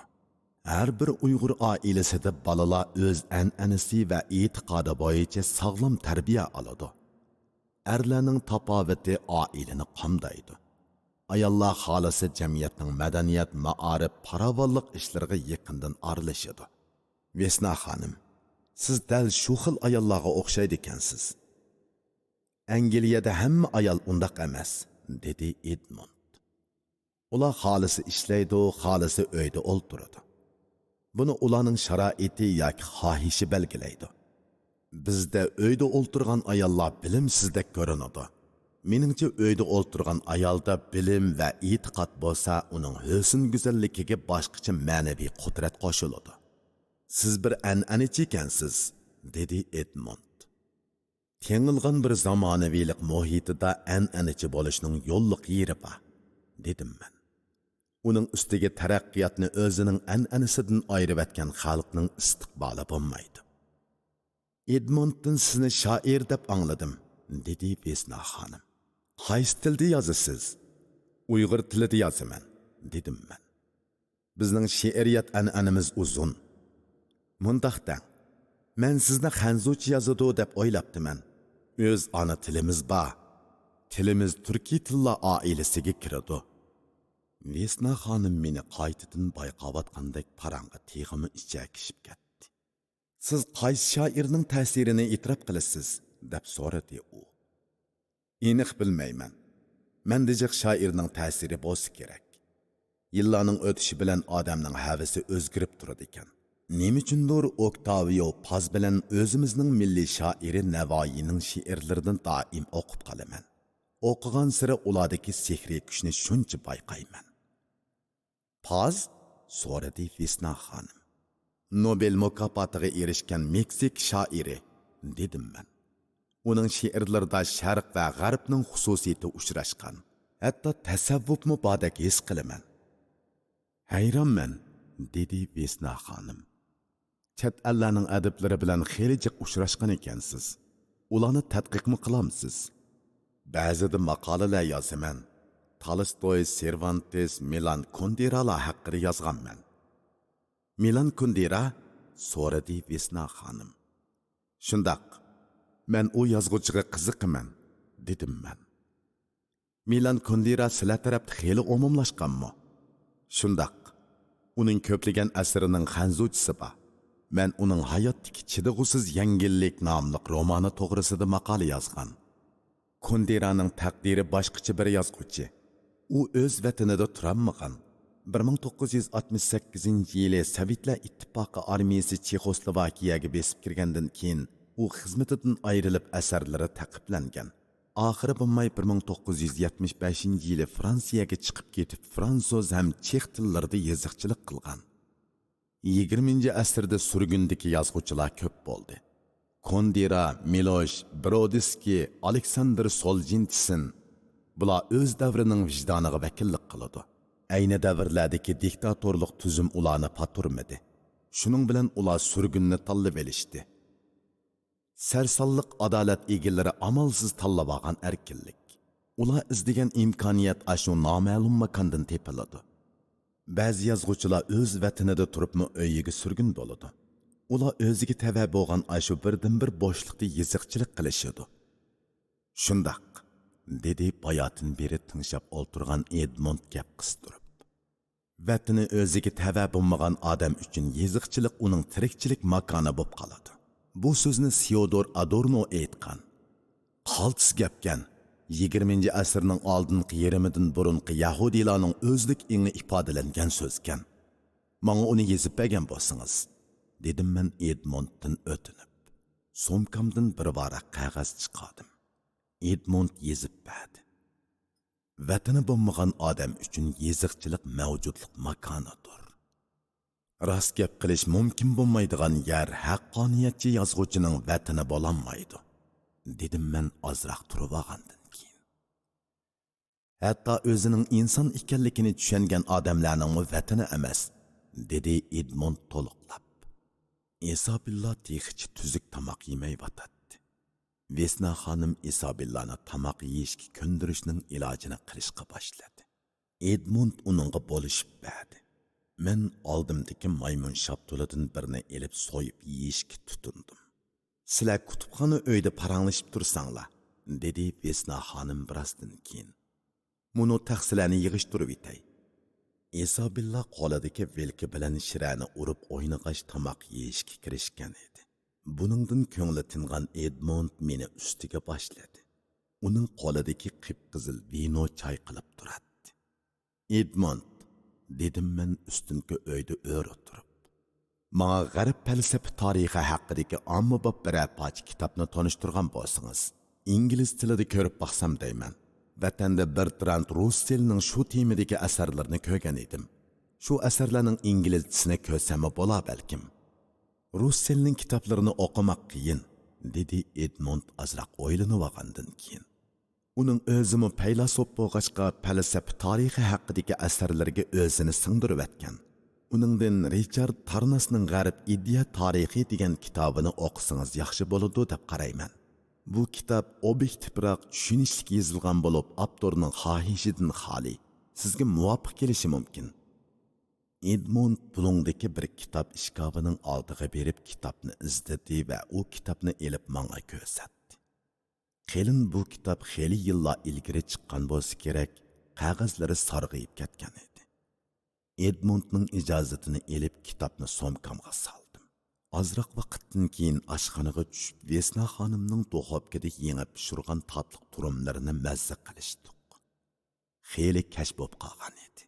Men turadigan yer bu yerdan xeyli yiroq bo'lib, qanday qaytish mendek yo'l bilmaydigan odam uchun mushaqqatli bir jarayon edi.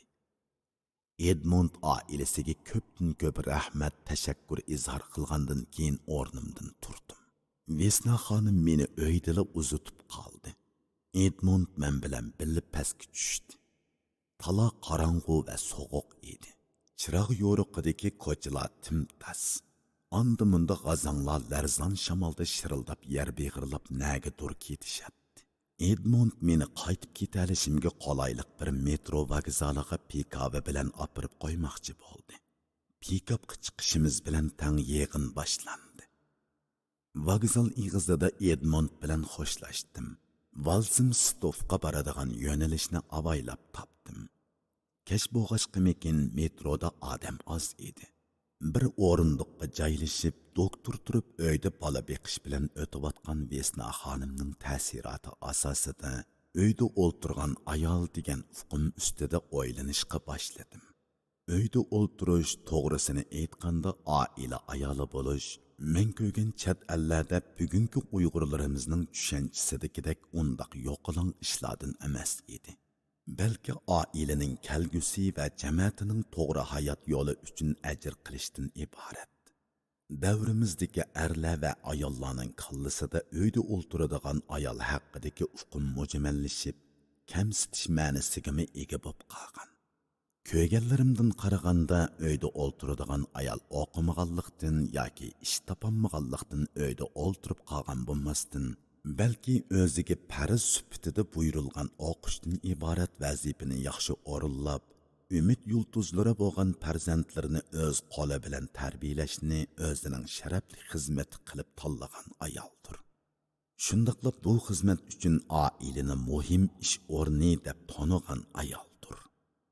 Uyda o'ltiradigan ayol jannat onalarning oyog'i ostida degan muborak ordenni taqash layoqatini qo'lga keltirishni yodidan chiqarmagan ayol.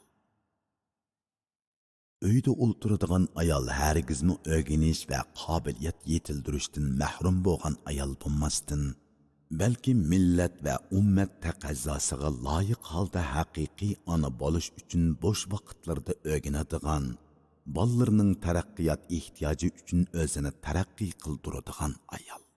Uyda o'ltiradigan ayol g'urur va izzatni setish badaliga keladigan xizmat uchun talmirib yurishning o'rniga bolalarni e'tiqodliq, axloqliq, bilimliq qilib tarbiyalash va ularning ikki dunyolik baxti uchun yuqori ma'naviy muqam bilan o'zini qorallantirgan ayol. Uyda o'ltirgan ayol o'zini qadrlamagan jamiyatdan qaqshab yurishning o'rniga jamiyatning hujayrisi bo'lgan oilani qo'liga elib, kelgusidagi go'zal jamiyatning insoniy asosini qurayotgan ayol. Uyda o'ltirgan ayol oilada tayyorni yeb o'ltirgan ayol bo'lmasdan, balki bilguchiligi balo uchun aytganda oilasining barakati, erning orqa tiragi, kelgusidagi olim yoki hokim avlodlarning tunji o'qituvchisi. Uyda o'ltirgan ayol hargizmi tuhfsiz ayol bo'lmasdan, mehri orqali bolalarga muhabbatni o'rgatgan, ayollik kuchi orqali erlarga madad bergan, diyonati orqali avval oilaga, shu orqali jamiyatga iymon beg'ishlagan ayol. Uyda o'ltirgan ayol moddiy bayoshatlikning kushandisi bo'lmasdan, oilani bozor va iste'molning talto'kis quli bo'lib qolishdan saqlaydigan, oilani harom va makruhlardan xoli qiladigan, oilaning har turli faoliyatini ibodatga aylantiradigan ayol.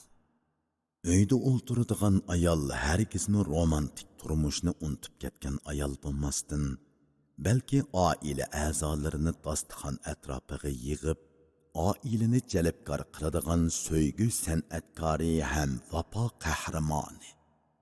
Uyda o'ltirgan ayol qandoqdir oddiy bir uyning sohibxoni bo'lmasdan, balki bu dunyodagi halovatning barpochisi.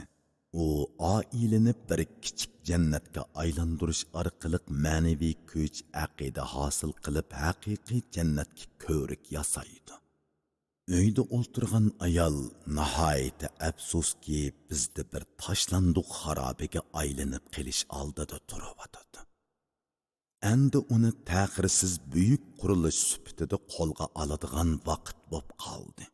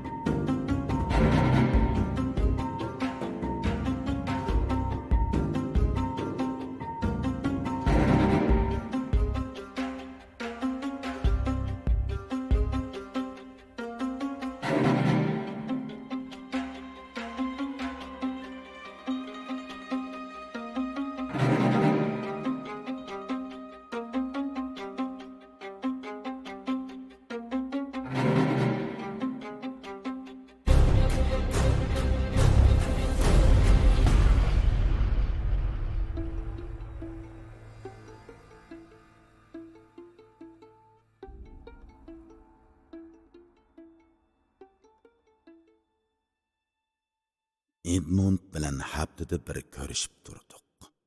Ko'p chaqda 10-20 minut baldur berib qolatdim. U ASning oilasidagi kitobxonada kitob ko'rgach Edmundni saqlaytdim. Edmund Ma'arif institutidagi ishxonasidan aldiramay chiqib keladi.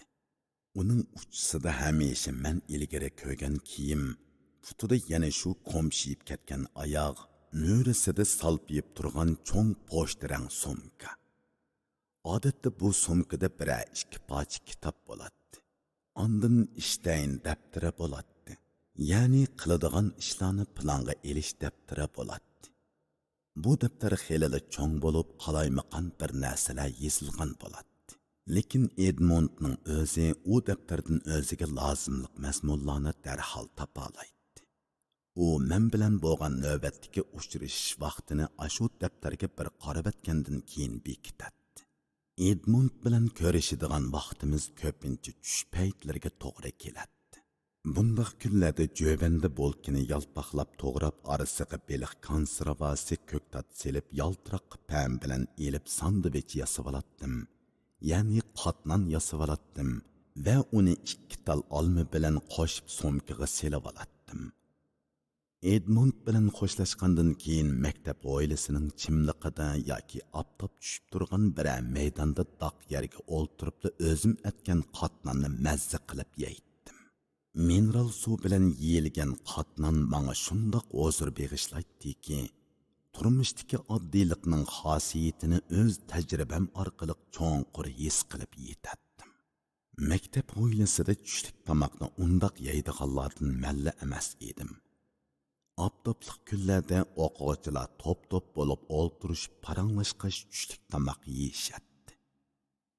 O'quvchilarning ko'pi chet ellik bo'lib, qiz yigitlarning hammasi shundoq qamlashgan edi. Balkim ularni biror rejissor tanlab ekanmigandi. Ularni bu yerga epkagini ularning g'oyasi, bilimi va iqtisodiy, ijtimoiy imkoniyati edi. Yoshlik shu qadar bebaho ekanki, u hamma odamni dilrabo va shosh ko'z tutadi. Allohning qudrat kamolatida go'zallik tipining cheki bo'lmaydi. Qizlar qaysi rang va qaysi irqdan bo'lmasin shundoq ra'no va so'yimlik edi. Bu hol go'zallik va nazokatning irqiy chegarasi bo'lmaydiganligini, har bir irqdagi go'zallikning o'ziga xos joziba bilan qalb dunyosiga zilzila salolaydiganligini dalillaydi. Qizlar o'zining go'zalligini ko'z-ko'z qilib qetib-olmaydi. Ular muloyim, sabiy va tabiiy edi. Kiyinishlarida ixtiyoriy bir kayfiyat hozir ediki, go'yo qo'liga nima chiqsa kiyib chiqivagandek ko'rinadi. Yasinishga urinishning alomatlarini sezgili bo'lmaydi. Ularning yuz-ko'zlari girimsiz, yeningdan o'ssa daladagi chig'irtmoq gullari yoki pichan gullaridek puraydi. Udul kelgan yerni ilg'imayli o'ltirishib so'mkisidan chiqargan narsalarni yeyishib o'zlarini qo'yib berib kulishib parangga kirishib ketgan u qizlar tomoshoyimdan xabarsiz edi. Odamlarga ko'nik kaptarlar qizlar to'pining orashlarida yo'rg'ilishib yurishadi. Qizlar bolkinlarni uvab tashlab berganda kaptarlar g'uduqqinidan qanot qiqib qo'yishadi. Turmushdagi go'zallikning kapital yoki huquqning kuchi bilan qo'g'ilishib yaratqila bo'lmaydi. U tama va mahkumlikdan xoli, oddiy sodda, xolis insoniy qalbning dunyo haqidagi riyosiz kashfiyotidir. Men yegan qatnon shu qadar oddiy. O'zim sog'lom bo'lg'achqa u nihoyatda lazzatli. Atrofimdagi hech kim menga angliq holda o'z go'zalligini taqdim qilmaydi. Ma'naviyatimdagi go'zallik o'zining sho'lasini ulardan ko'radi. Sog'lomlik, optob, qizlar va kaptar, qo'limdagi qatnon. Mana bular Alloh ashu daqiqada menga bergan imtiyoz. Go'zallik izdima u senda degan gapning ma'nosi shu. Edmund ikkimiz odatimiz bo'yicha SOAS binosining 2-qavatidagi yeliqi zalga kirdik. U choy buyurdi. Men qahva buyurdim. Bir-birimizni navbat bilan mehmon qilishatdik. u Uyg'ur jamiyati din va maarifga doir ba'zi savollarni tayyorlab kelgan bo'ladi. Albatta bu savollar 20-asrning oldingi yarmi mezgilidagi tarixga tutishib ketgan edi. Ko'p holda uning so'mkisidan Mirahmat Seyit Yalqin Ro'zilar tarafidan yozilgan Mamtili Apandi nomli kitob chiqadi. U bu kitob avtorlarining salohiyati, kitobdagi materiallarning kelish manbasi, avtorlarning tarixiy paketlar bilan bo'lgan aloqasiga doir konkret savollarni so'raydi. Men uning savol so'rash usulidan bir tadqiqotchining masalalarni ko'rsatishdagi mahorati, pozitsiyasi, astoydilligini ko'ratdim. Shu orqali o'zimdagi kamtuk taraflarni bayqaytdim. Turibli obod jamiyat puhralarining xarob jamiyat puhralari bilan bo'lgan muhim bir farqini tonib yetgandek bo'ldim. Obod jamiyat puhralari paketlarsiz hukm chiqarmaydi. Avval paket asosidagi tekshirishga ko'ngil bo'ladi. Ondan paketni mulohiza qiladi. Bu mulohizadan navbatdagi ish harakatiga munosabatli tub qarorlarni chiqarishadi. Bundaq insonlar fitna fasodga ozroq ishinadi. Chekimchilik tufayli o'zini bosolmay xatolik o'tkazishdan imkoniyatning boricha saqlanadi. Men chet el tadqiqotchilarining Uyg'ur odatlari haqidagi yozmalarida Ibrohim Niyoz bilan doktor Rahila Davudning tadqiqotidan elingan naqllarni ko'proq uchratdim va bu haqda Edmonddan so'ramay turolmadim. Tadqiqotda tekshirishdan kelgan birinchi qo'l manbalar nihoyatda muhim, dedi Edmond. Bir odamning asridagi ilmiy qimmat va yangilikni tekshirish orqali erishgan paketlar ko'proq belgilaydi. Ibrohim Niyoz Uyg'urlardagi jadid maarifini bevosita tekshirgan. Ayni davrning shohidlari bilan uchrashgan, ulardan material olgan. Shunga kishilar uning yozmalariga ma'lum darajada ishongan. Rahilaning Uyg'ur mozorlari haqidagi tadqiqoti bizni tekshirishdan kelgan paketlik materiallar nuqtasidan bakrak qiziqtirdi. Rahila Davudning mozorlar haqidagi kitobi Uyg'urlarga qiziqadigan tadqiqotchilarning maqolalarining kaynidagi manbalar tizimlikida ko'zga ko'pchilik qatdi. Sizlar bizning tirikimizga qaraganda o'likimizga bakrak qiziqamsizlar nima? Deb so'radim men chaqchaq aralash. Edmond kulib ketdi. Sizlarmi o'liklarni cho'ng biladi ekansizlar emasmi? U oldidagi choydan bir o'tlavatdi.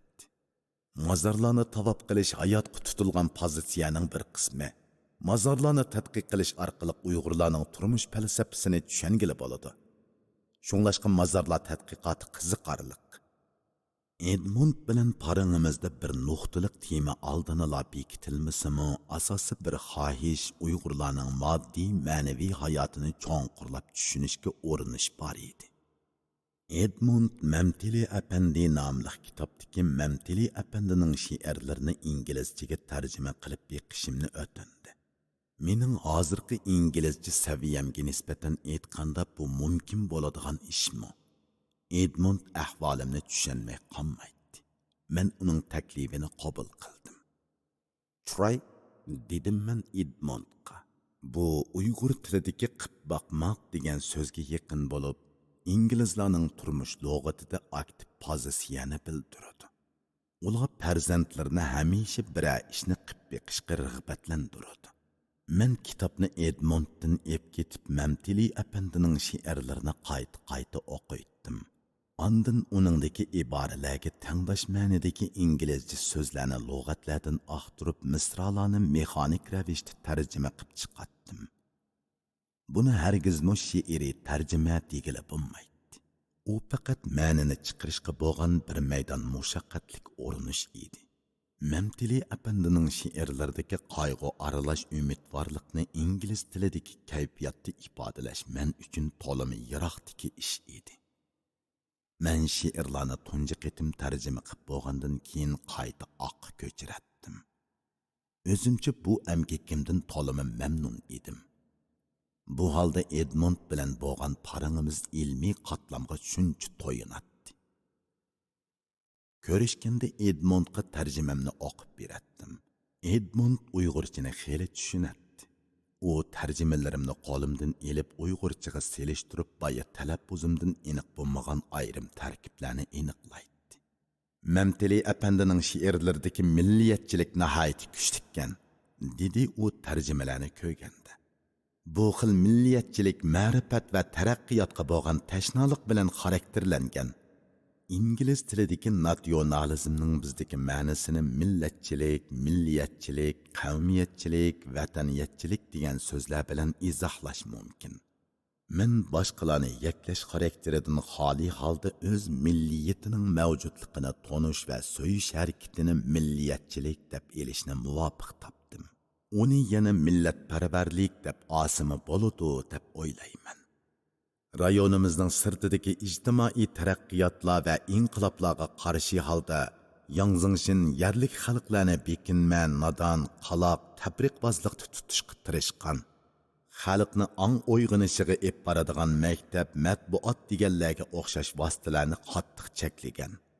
Meningcha siz aytgan tashnolik mana shundoq reallikning inkosi, dedim men Edmondga. Şinjandagi yerlik xalqlarni idora qilish tadbirlari Zozongtang davrida shakllanishga boshlab, Yangzingshin davrida xeli pishgan, dedi Edmond. U har qaysi etnik qavmlarni bir-biriga, mutaassib o'limalarni jadidlarga, yerlik beklarni o'z xalqiga qarshi qilib qo'ygan. Mana bu siyosat ilmidagi bo'lib boshqarish taktikasining yerlik tusda sistemalashishi. Shundoq, dedim men Edmond. Nimishqidir uningga ortiqcha inkas qaytarishning o'rniga xiyolga g'arq bo'ldim. Ma'arifdagi islohot Abduqodir Domollam davrida din bilan birlashgan ekan. Memtili Efendi va Mahsud Muhiti davriga kelganda almoniy tus elib, ya'ni dindan xoli tus elib, Burhan Shahidi Sayfiddin Aziziylar davrida tamoman materializmlashib, oxiri kommunistik mavqe bilan birlashgan. Edmund Xever Tömürning Abduqodir Domollam, Abduxoliq Uyg'ur temisidagi tarixiy qissalarni to'liq ko'rgan ekan. Burhan Shahidi Sayfiddin Azizi Sayfullayevlarning umr aslamillarini xeli tafsiliy o'qib chiqibdi. 20-asrdagi Şinjanning ideologiya ko'rishi ko'p qutub, ko'p xil kuch, ko'p odam aralashgan ko'p pardalik dramaga o'xshaydiki, rejissorlar sahnaning orqasida bo'lg'ashqa ularni ko'rolmagan. Xalq har bir pardining g'oliblariga hongviqib qarabla qolgan. Sarxillar qo'llaridagi qalamni xalqning yuragidan iborat duvatga chilab o'z orzularini sizmoqchi bo'lganda, sodda xalq duvatlarini kimga tutib berganini toza anqiranmagan holda qurbonlikqa aylangan.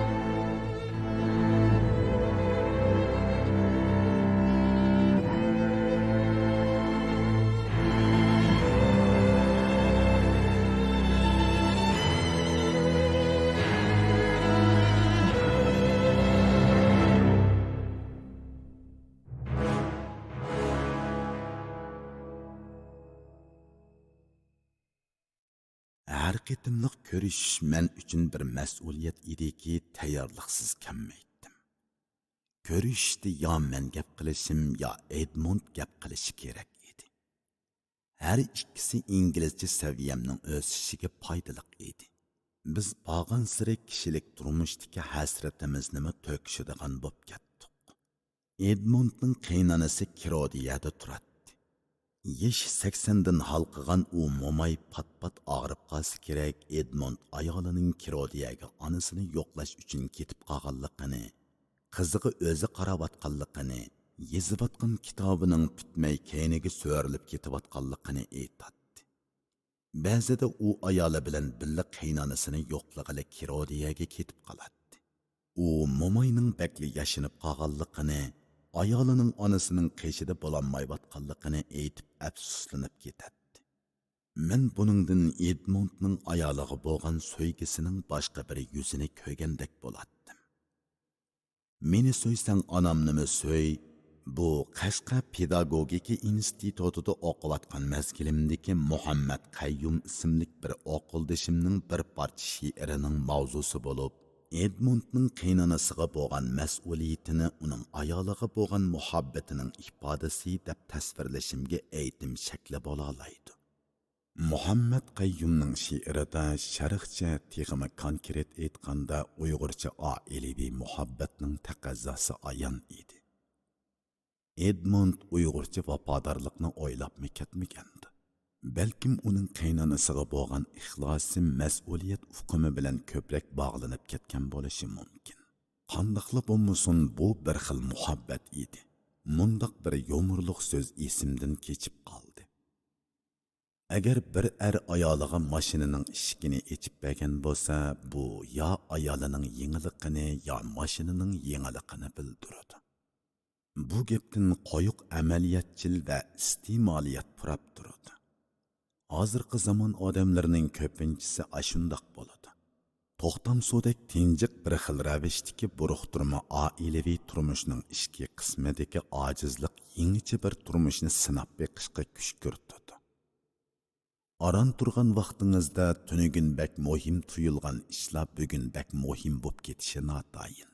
Şuna her bir gün öz stratejisi ve kararıga ihtiyaclık degandek ögütler sizni hazırını qadrlash xohishiga atlandırады.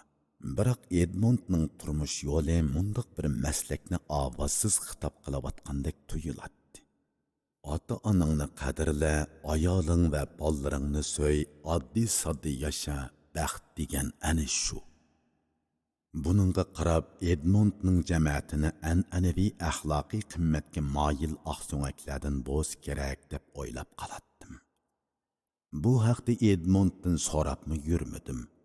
Boshqalarning shaxsiyatini o'zlari aytmoqchi so'rab o'ltirishni o'zimga ravo ko'rmadim.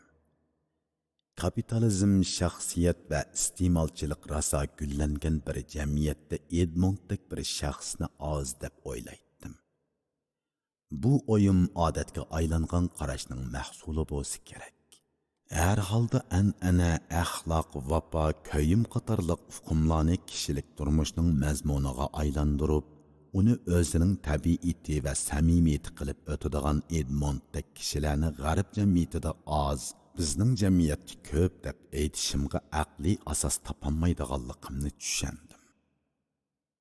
Orada Edmund bilan 2-3 hafta ko'rishammadik. Chunki u ayolini davolatish bilan bo'lgan edi.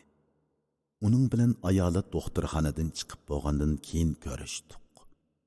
U ayolining nihoyatda jafo tortganligini, uning o'ziga navbatdagi avlod qoldirib berish iqtidorining bakli shubhalik bo'lib qolganligini aytib yig'lab tashladi. Shu chaqda men ko'z oldimda doktor emas, inglizmi emas bir insonni ko'rdim. Bu insonning insoniyligida Odam alayhissalom, Nuh alayhissalomlarning zotini ko'rdim. Shu topda Odam alayhissalomning 2 bolasi o'zlarining zamonaviy dunyoga xos sifatlarini tamoman unutgan holda bir-birining mehri va hasratiga sherik bo'lishmoqda edi. 2 odamning bir-birining samimiyatiga shak keltirmagan holda dardlashishi qandoq huzur ha? man Edmondga tasalli beratdim. Olimga voyki inglizcam yetishmaydi. İngilizcem qalbimda kuvajab turgan poyonsiz his-toshliq dengizini tasvirlab berishga hargiz yetmaydi. Mening inglizcem ashu dengizdagi ojizgina bir qiyiqdek nima qilishni bilmay laylab qoladi. Shundaqdimi men Edmondning baxtli er ekanligini isbotlaydigan so'zlarni aytdim. Yaxshi jamoat, yaxshi xizmat, sog'lom tan, yaxshi ko'radigan ayol, sho'x bola, hammadan muhimi qonun bo'yicha mangadigan jamiyat fuqarosi. Men bolaga bak amroq deydi Edmond. Tilasang Alloh beradi deydim men. Yana bir qitim ko'rishganda u eng bo'lmaganda bola beqib olish niyatining borligini aytdi. Men uni shundoq qilishga rag'batlantirdim. Bizda g'arbni ko'rmagan, ammo g'arblikdek bo'lib zaman modellari bor. Ular tug'ilgan kun xotirasi o'tkazib tortlarga sham qadaydi, naqshi aytib sham puvlaydi. Ular farzandlik bo'lishni sharqning hamoqatligi deb biladi. Erlar orasida ersiz yuradi, ayollar orasida ayolsiz yuradi. Fakt shuki g'arbda shundoq odamlar bor. Lekin g'arbning odamlarining normal oilaviy turmushni jinidan aziz ko'radiganlari yanada ko'p. London shahrining cho'ng talla bozorlarida bir qancha bolasini agashtirib lozimatlik setib oladigan xotinlar talay. Ba'zida maslahat so'raydigan ish bilan Edmondga telefon qilatdim. Ba'zida u o'z ota-onasining yanida bo'ladi. Ba'zida oilasi bilan birga sayohatga ketgan bo'ladi. Mubodo 4-5 kunlik dam olishi bo'lsa Londonda turmaydi. Bir bo'z Fransiyada, bir bo'z Italiyada sayohatda bo'ladi. Qaytib kelganda qizi Isabellaning qanday xush bo'lib ketganligini zo'q-sho'q bilan so'zlab beradi. Sizlar uchun chet ellarga chiqish to'limi oson gapkan. Globusni oldinglarga qo'yib barmoqinglarni qayerga takkizsanglar shu yerning mehmoni bo'la oladi ekansizlar. Biz u yildan bu yilga turpanga berib bo'lmaymiz, deydim men Edmondga. Ba'zida bizning odamlarimiz aptap sinib kelish uchun atoyitan Ispaniyaga berishidi, deydi Edmond. Hafta oxirida davlatida turmaydiganlarmi xeyli bor. Agar biz globusni peqirtimiz desak, o'choqdagi o't o'chib qilib qo'saq to'ymay qoladi, deydim men chaqchaq qilib. Chunki globusni har qancha peqirasammi joyimni topolmay qoladi ekanman. Balkim globus seni peqirtayotgan bo'lishi mumkin, deydi Edmond chaqchaq bilan javob berib. Muqim o'rning bo'lmasa peqiraversan shu. Edmond iqtisodiy ahvolimni bilgachga meni ayaydi. Arzon narsalar bor savdo yo'llarini tavsiya qiladi. Men yaxshi ko'radigan kitoblarni taqdim qiladi. Ehtiyojli materiallarni besib tayyorlab beradi. Angliyada banki hisobot kartasi ochqizish mushkul bir ishkan. Edmond menga homiylik qilib u ishlarni osonlashtirib berdi. Turmushda men bir yasli bolasi, u go'yo yetakchim edi. U kutubxonalar, ko'rgazmaxonalar, bog'chilarga opirib kundalik turmushimni beytadigan nuqtalarni ayanmay ko'rsatdi. Ba'zida Edmond bilan SOASning yaqin atrofidagi qahvaxonalarga berib o'ltirib kelatdik. Men bir stakan sut qo'shilgan qahva buyurdim. U qadahchilik keladigan bir stakanda sap qahva akeltirib qaynoq suv bilan tangshab sut va qansam mayli ichjatdi va sarangi qepichilik cho'ngliqda jövanda baqali yeydi. Ana shular Edmond uchun bir vaqt tamoqqa hisob bo'ladi. Ba'zida u ichiga yava ko'ktat elinib yo'galgan nepiz chalpak yeydi. Ikki tishlisi tugab ketadigan chalpak uning uchun bir vaqtlik tamoq edi. Men Urumchidagi qahvaxonalar bilan Londondagi qahvaxonalarning zo'r farq qiladiganligini ko'rdim. Urumchidagi qahvaxonalar kichik xonalar va dalonchilarga ayrilib pardalangan bo'ladi. Qorong'u xonalar ichida gungi chiroqlar yinib turadi. Amrohlar xira-shira bo'limchilarda o'ltirib nepiz pardalarning daldisida hoy berib kelgan shaytinini qo'yib berishadi. Bunda qahvaxonalarda qo'rimalarmi bo'ladi. Qorimalar romantik jinsiy kayfiyat bilan birlashib pul xajlashdiki tormozlarni boshitadi. Londondagi qahvaxonalar undoq emas. Londondagi qahvaxonalarni istutaksiz oshpuzol deyishga bo'ladi. Kishilar bu yerga kirib choy, qahva tipidagi ishkularni ichib, pishruqlarni yeb, qo'saqlarni astarlashadi. Yo'riq chiroq nurida kitob ko'rishadi. Kompyuterlarni echib uchur ko'radi. Darvaqa bu yerda oshiq ma'shuqlarning suhbatimi bo'ladi. Londonning qahvalari kishiga qahvaning haqiqiy huzurini beralaydi. Bu yerda yeb qoldiki bir manzara yoki qiliq harakatlarni ko'rgili bo'lmaydi. Bilishimcha Londonda hamma narsa oshkora bo'lib, iffat savdolarimi kishilarning ko'zlarini g'alat qilib yurmaydi.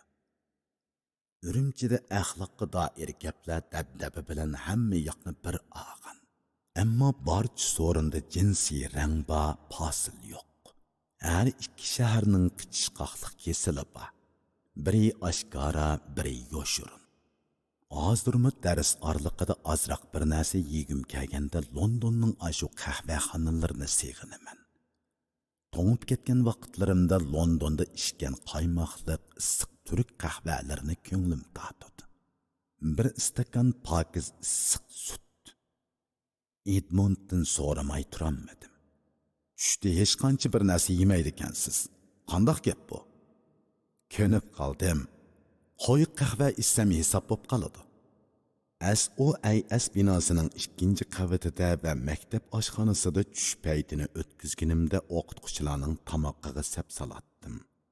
Go'shtsiz o't yash selingan dumlima guruch ularning esil g'izosi edi. Ular ko'p chaqda issiq choy bilan 2 kesim baqali yeydi. Orqadan bir atal olma yoki bananni somkasidan chiqarib oldiramay yeb gezit ko'radi. Ularning bir vaqtlik tamiqi shu qadar oddiy va oz, lekin o'zlari ruhliq, tetik ko'rinadi. Londonning kishilari oz yeydi ekan, shundoqdimi qaddi qomatlik, to'lg'an bo'ladi ekan, deydim men Edmondga. Gap ko'p yeyishda emas, qaysi vaqtda nima yeyish va qanchalik yeyishni bilishda, deydi Edmond. O'ziga nima lozimligini badan yaxshi biladi. Yap içişleringizden tatip kiyinişleringizga kadar addi ekan, dedim men uningga. Men shundoq addi, o'zimga tegishlik bo'lmagan narsani boshqalar basimi olmayman. Men degan men, u degan u, baslashmayman, lekin qo'limdan kelishicha ishlayman. Payg'ambarimiz yengnichilik narsadimi boshqalarga muhtoj bo'lib qolma degan. Yana bir yerda ey odam bolalari, o'zingdagi o'zingga yetadi degan. Bizning odamlarimiz o'zining haq huquqini surishtirmaydi. Lekin ehtiyojidan tashqari mol-mulkka heris bo'lib, nafsining quliga aylandi. Undaq odamlar boy bo'lsimi ojiz bo'ladi. Ular ekin suvdagi axlatga o'xshaydi. Naga verib, nada to'xtash uning ixtiyorida emas, suvning ixtiyorida. Edmond Angliya jamiyatiga nisbatan o'rta tabaqa kishilariga kiradi. Bundaq kishilar bu jamiyat nufusining g'olliq qismini egallaydi. Ular tinimsiz ishlaydi. Hayotini mehnat va oddiy sodda bahramanlik ichida xiraman o'tkazadi. Men Edmond orqali Angliya jamiyatidagi o'rta tabaqa kishilarning siymosini asosan ko'raladim deb qarayman. Edmond kishilik munosabatda o'zining turmush o'lchimini boshqalarga tangmaydi. Lekin o'zi bajonidil amal qiladi. Öz amaliyatidan o'zi to'liq rozi edi. Suhbatlarda o'zi qo'shilib ketanmaydigan qarashlarga "Shundoqmi? Siz shundoq qaramsiz? Qiziqarliqkan" degandek so'zlar bilan inkos qaytaradi. Buningga qarab o'ziga puxta millatlar prinsiplik manfaatiga yetmaydigan agashma masalalarda boshqalar bilan ziddiyatlashib o'ltirmaydi ekan, balki muvofiq murassa bilan o'zini niqoblaydi ekan deb tushundim. Amerikaning turmadan qechish filmidagi asosli qahramon Michael Scofield har qancha xo'rlansimi qo'shimcha ziddiyatga agishib ketib aslidagi nishonini yettirib qo'yadigan ishni qilmaydi. Har zamon g'azab va hissiyotning daxlisini rad qiladi. Mana bu aql bilan ish qilishga odatlangan millatning turmush pozitsiyasi. Edmund o'zining xususiy turmush rayoniga hech kimni yo'latmaydi. U sirlarini to'kib bo'lib tashlandiq holdadak benazar holatga tushib qoladiganlardan emas edi. U boshqalarga ko'yinatdi, lekin ko'nglini ezib ichirib yurmaydi. Boshqalarning tabiati ko'taranmaydigan yaxshiliklarni qilaman deb ovora bo'lmaydi. Buni men yaxshilikni isrof qilmaslik qonuni deb atab oldim. Edmund oddiy bir odam. U oddiylikni o'zimi biladi va bu oddiylikdan rohat his qiladi. Lekin uning oddiyligida vaziyat va odamlarga nisbatan tanqidiy kalla, kasbga nisbatan cho'nqur tushuncha, turmushga nisbatan kang qo'saq pozitsiya bor. Shunga uning oddiyligini hech nimadan xabari yo'q anqov, nodon, beg'am odamlarning oddiyligiga o'xshat qila bo'lmaydi. Uning oddiyligi yuksak ijtimoiy ong ustiga qurilgan ma'rifat hissiga boy oddiylik edi. U ko'chalardagi odamlar to'piga kirib ketsa, o'zining puhroviy shon sharafi bilan ularga tabiiy singib ketadi.